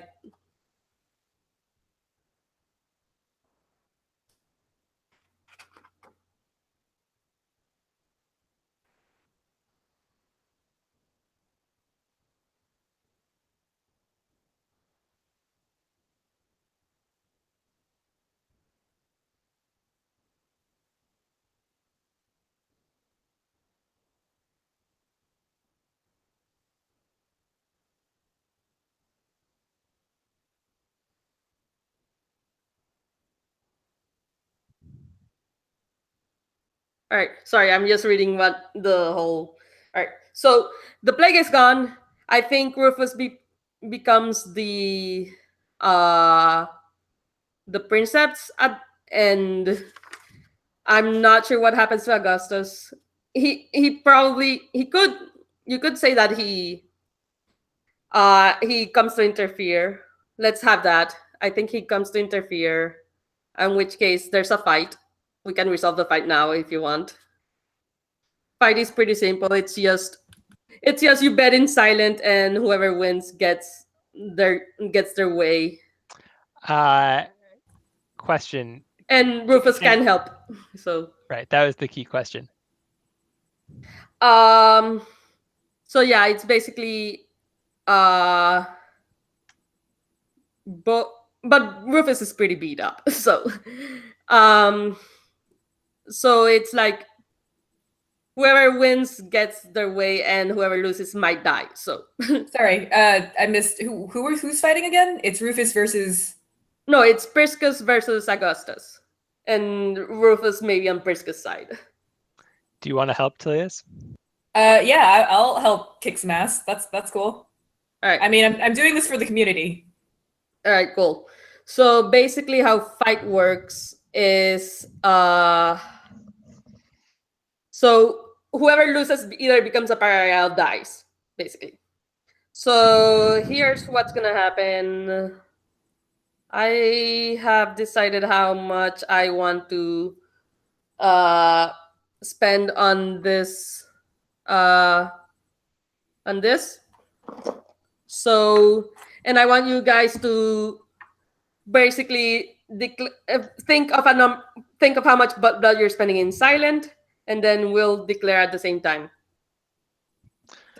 Okay. So, do we get to know how much what Augustus' maximum blood is? He is a major NPC, so therefore he has 15 max. And do we get to Okay. talk about what we're spending? So we just need to spend more than he has, right? But Right. it Or I mean, more it's than the he end can of the spend. night. Or I think it's more like if you spend more than he spends, you win. Right. Not Okay. more. Okay. But I want to win this fight, and it's also the end of the night, Sam's. And I know that us two combined have more than his possible max. Right. Yeah. And plus we have Rufus. Yeah. How much right? is Rufus willing to spend? Rufus is not getting involved. He's not. He's not getting involved. All right. Whatever. We'll deal with this. Whatever, it's still fine. Yeah, like I know you're in good shape. I'm in pretty good shape. If his max is 15, we can still wage 16 between the two of us. You know what I'm saying? Actually, Yeah. I win Or ties. do you not? You Yeah, what? but you have. I win Actually- ties. Oh, you would? I win ties. Yeah. Because I'm by the way, the devil. Yeah. Guys, by the way, I think you don't actually. Do we negotiate or no? No. Okay, so we're just silently doing this. Hold up. Yeah, do I get to talk to Priscus? Yeah. that could change well, everything. Sorry. Here's if multiple Oh, yeah. predators band together against each other, they add their blood together as a single bed after revealing. Nice. All right. Well. Oh. All right. Let's make our bets. No further discussion. Also, just I see how it is. my interpretation of the situation is it's kind of a prisoner's dilemma or such, where people could Yes. place their bets. And so, for example, someone might place their bet, on the other side than what they gave the impression they would, Yeah, or I whatever. know. Yeah, you can do it. You can do whatever you want. Yeah. Okay. Do you have a number? No, hold on. Let me think about this. Does Priscus have a God number? damn it, Priscus. Not my fault. It's I the was- rules. I was ready to discuss. All right, Priscus, do you have something in mind? Yes. All right. Tullius? Okay, I have a number written down. All right. So Augustus has spent 10 blood. Okay. How much have you spent, Tullius? 5. How much have you spent? 7. Priscus? Okay, you guys Sweet. win. Okay. Augustus is dead. Well, in theory, we could spare him, but But he becomes a pariah, so well, I'm also not going to spare him because you're also not going to spare him for obvious reasons. So Augustus is dead. And you killed someone who is higher than patrician. So Yeah. you're regicides triggers. Yes. Wait, So what does this mean now? Like, who's the new? who is the new princeps? I don't fucking know. Let's find out. I think Does it mean I have to fight Sam now? Could we have some like fictional color or something? I think since you were doing this on behalf of Rufus, and also because the move says when you destroy a patrician, you take their place as patrician. That makes sense. So I think you become a patrician under Rufus's whole spiel thing. Yeah, but it does actually kind of seem like maybe he should owe me a major debt instead of me. Well, no, that's fair. Okay, either our major debts cancel each other out, or he also owes me a major debt. No, I he don't know, also owes you. I think he owes you. Yeah. I feel like Priscus owes me a minor debt at least. Like I jumped in. No. Priscus owes you a major debt. What? How You- so? You asked me to join the fight. You would have died alone against this guy. Or sorry, yeah. Sorry. Yeah, So someone. you So risk your life in- Okay. I we agree. can I sorry. agree. I think what Tullius did has to be a major debt to To Rufus. to- basically. Yeah. Priscus and Rufus, because Sorry, guys, Tullius calm down. risked Calm his down. life. Calm His down. life. I think what Priscus is saying is that Priscus owes Tullius a major debt. And Actually, that way you become a patrician as well because you have the Yes. princeps in your No, debt. Cool. no. Sorry, you mean Rufus owes major debt because Rufus is the princeps. All right, but you still have to. She has like 2 patricians in her debt, anyways. All right, fair enough. And Okay. actually, isn't Rufus doesn't she have or he have Rufus? Yeah. So basically. So basically, you have a debt with the princeps, and you have a debt with a patrician. So you are a patrician, anyways. Snap. Sweet. So this all happened while Porteous was throwing parties, and now he sees that everyone's cured anyways.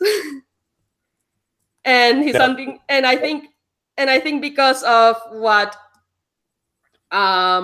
because of her exceptional behavior, I think Lucretia actually makes uh Porteous's hunting grounds more aware, so lower your awareness. Uh, Or what you're more? or actually I think it would be more like you know that they're getting more suspicious actually. Suspicious. Wait, Yes. so Because she's the been saying, "Oh, hey, there's this amazing bloodletter guy," and yeah, that was what my move was gonna be for like the follow up as to what your stuff was going to be. So basically, I'm telegraphing like what's gonna happen in the future, if that makes sense. okay, but nobody believes that my character is a healer. Nobody believes that Well, my character has like a way people do. Some bring people believe. Sorry, some people believe you, but there's like a greater suspicion overall. Uh, I think Horatius awakens with, or basically the next night once all this shit is, or not next night, but like once you, uh,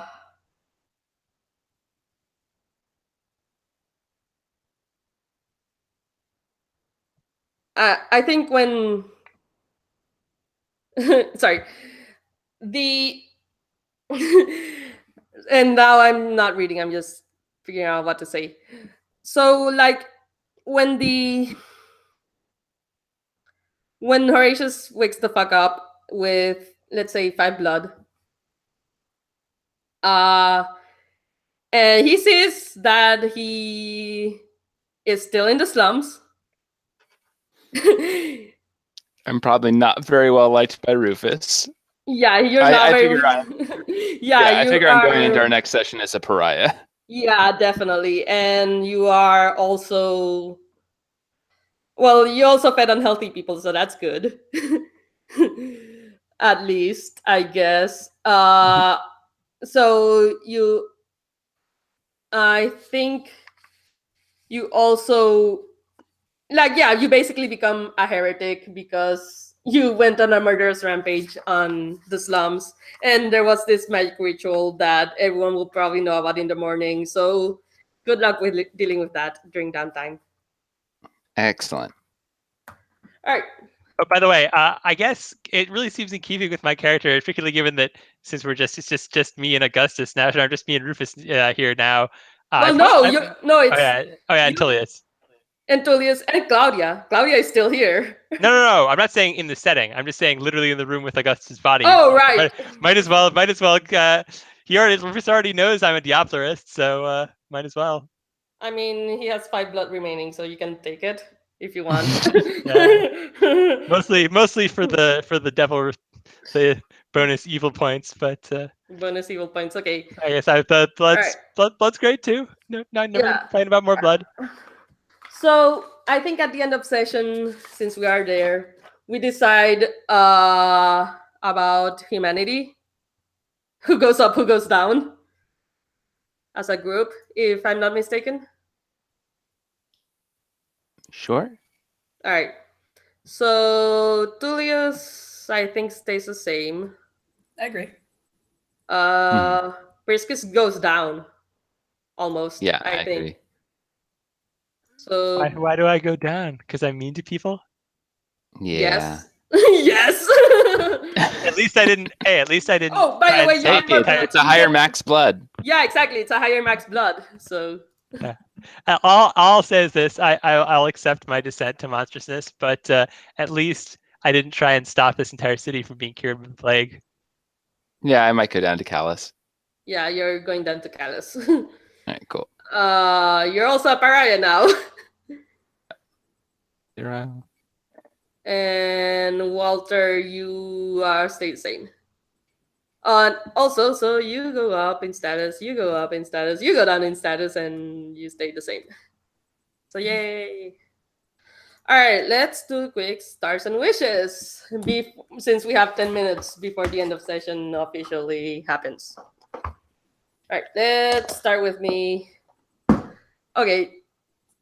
It's more like how I do stars and wishes is kind of like more similar to roses and thorns, but what it's supposed to be is like wishes are like what you want to see in the future. But my two wishes, I wish this has run faster. Like, or I wish we had, and that is my second wish. Like, my first wish is I wish lore moves would have gone faster, and second wish is I wish we had some idea of how the rules worked before, like, or like, or at least we didn't, or I wish we had spent more time or less time discussing rules and more time actually playing. Yeah, and I agree with that, even though I know that I was a big source of discussions of rules. I feel that it's good that we're getting this out in session 1, and I think that future sessions are going to go much more smoothly. I know that I'm going to reread stuff and also maybe check on forums for areas where we had some disagreement to see what the kind of a common best practice is considered. Right. So wishes? I agree with everything you just said. And wishes can also be something you want to see in the future. Just saying. Yeah. The one thing that I thought was really not all that interesting was the feeding, where we sort of went all around and kind of did the same thing. And I know that it can add flavor, and for, like Portius, that did help build up other parts of his character. But I don't know, like I felt like my feeding segment was really boring, personally.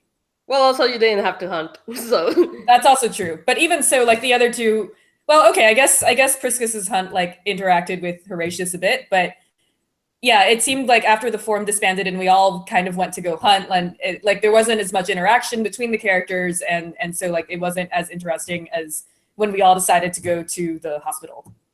All right, makes sense. Yeah, and I also, think sorry, and I wanted to comment on that. And also, there was supposed to be a Kickstarter stretch goal that dealt with interacting with prey more, and we don't have that yet. So, so there's that. Mhm. What were you saying, Vincent? I was saying that the book has a couple of good examples on how to make hunts compelling, though they kind of come across more as like somebody doing their little bit of World of Darkness short story writing rather than how they'd actually play it at the table. So take it with a grain of salt. Yeah. All right. Any wishes from Sam or Walter?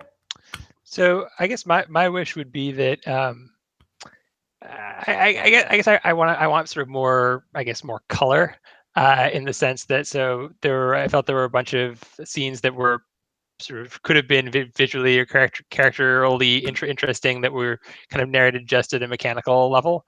And so in the future I'd like to see us kind of breathe a little more life into them, and in particular to have the kind of like relationships between the characters, because the sort of contrast, like I got the sense that these people all hate each other, but I think there's also meant to be a sense that they're also kind of stuck with each other by and large, and they tolerate each other. Like we all go to this forum, even though where it's full of enemies and so on. And when we talk to each other there, and we resolve problems together there. And so I guess I wanted those relationships to have like a little more flavor to them. Yeah, and I agree. I think it's part of my weakness for being bad at describing shit, but also the fact that we were trying to cram all the mechanics into one session, especially the like session 1, and yeah, I totally get it. I'll try and read the book as well. I'm not going to be here for next session. I guess Priscus will sleep through the Dark Ages, but he will awaken in time, and I'll read the rules by then. Yeah. And Walter, you had a wish or no? Yeah, was this everyone's first time playing? It was mine. Yeah, it was my first time GMing as well. I agree. I mean, especially like at the beginning at the forum, I kind of I didn't feel particularly pulled into the hospital narrative, and then I just never felt like there was any like hook for my character to interact with, and then suddenly everybody else is off at the hospital, and I kind of felt like, well, okay, my character will do his thing, but I never felt like there was a hook at any point for Porteous to actually like get involved with the other characters, either PCs or NPCs. Yeah, I So could have. some kind of more interaction would be nice. Yeah, I could have, like, before cutting to everyone else, I could have just had Claudia ask. But I think it's like with everyone in the forum, it would have been harder to have Claudia ask, "Hey, can you spy on Rufus for me?" Since you were Yeah, interacting with her. I think that constraints of time with how much time was needed to be spent on the lore building and the rules construction and understanding did make it so that we really got to fit in like a couple of quick little scenes rather than getting to explore the world as much as I think we will in later sessions. All right. Stars. I want to star Sam for his depiction of Priscus. I like that. And now we go around the table. Crystal, do you have stars?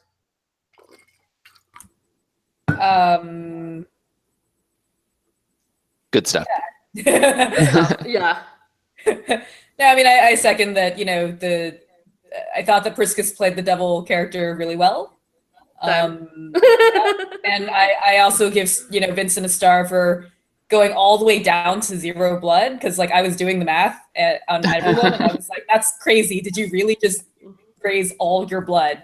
So props for that, just to make it dramatic. So yeah, that was cool. All right. Yay, thank you. And now, Sam, do you have any stars? Yeah, I'll give Walter a star for working hard in his cult and recruiting, even with some unexpected consequences. Right. Vince, star? I'm giving a star over to Crystal for just being game the moment that Priscus came up and was like, so I had an idea. What if we go and just break into the hospital? And we have Julie's just being like, sounds great. Let's go. I loved that kind of, I interpret it as a long-term plan kind of thing where you're identifying who are the real power players here and who you can ally yourself with effectively. So I mean, it was effective. She became a patrician. Yeah. I'm just trying to collect favors from everyone, and it worked out, luckily, this session. Yes. I will have a side note. I did just find on page 43, it says, when Rick calls Sam's bet, Sam has no further recourse. If Sam opens the betting and her bet is called, the betting stops, and then it's time to put the cards on the table. So Cool. if the person doesn't raise you, you can't raise them again. If they call, it's basically a tie. That was I don't want to retcon what we did at all, but like, Okay, you're right. yeah, that's rules written.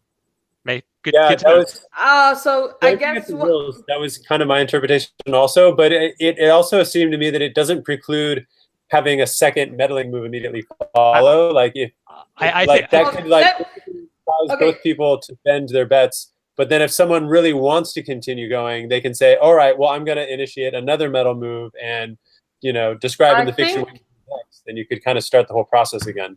So I think what actually happened is that we kept racing, if that makes sense. Yeah, Right. no, we resolved it the way that, like, we didn't break any rules.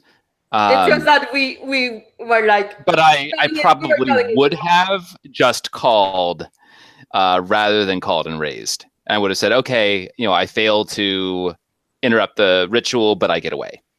Interesting. Yeah. So these mechanics do very, very different things than I had thought. So in it, Yeah. my understanding is that when I read that, I thought it was like, oh, you guys like kind of like can keep bleeding each other until someone gets in. Whereas really, like you get like one shot to make a bet, unless they want to turn the tables, they either give in or it's more like a single ultimatum, unless they really want to raise it up and accomplish their own stakes. Yeah, it depends on how much they want to escalate. But the moment that somebody says, okay, this is as far as I want this to go, they can work out kind of at that level of escalation, a mutual agreement of sorts. Okay, cool. All right. I would say that I would be like pretty strongly against someone immediately starting another medal. I guess I feel like if the rule is written this way, then it should have a kind of like a let it ride aspect, that until there's been some significant change in the fiction, like whatever you call with your blood points is But happening. I mean, well, I think the whole point. I think all of the medal needs to be met with fiction at each stage, and so yeah, I agree. Like if someone initiated another medal, it would be because they then upped the ante in the fiction as well, right? I mean, in my mind, the medal move is a way of trading fictional blows, right? Like someone says, "Oh, well, this is what my character does," and the other person says, "Well, this is not how my character counters," and the other person says, "Well, this is what my character does next." All right. And each time they each have to like spend more blood to like up the ante until they're both exhausted or one gives up or whatever. So I guess right, go ahead. So I want to like ask Walter what his star is and then end because Sorry. Fair. I thought it was very exciting that Vincent chose to medal with Rufus. I thought that was the kind of the highest point of tension in the whole game, and I thought that was really good. All right, cool.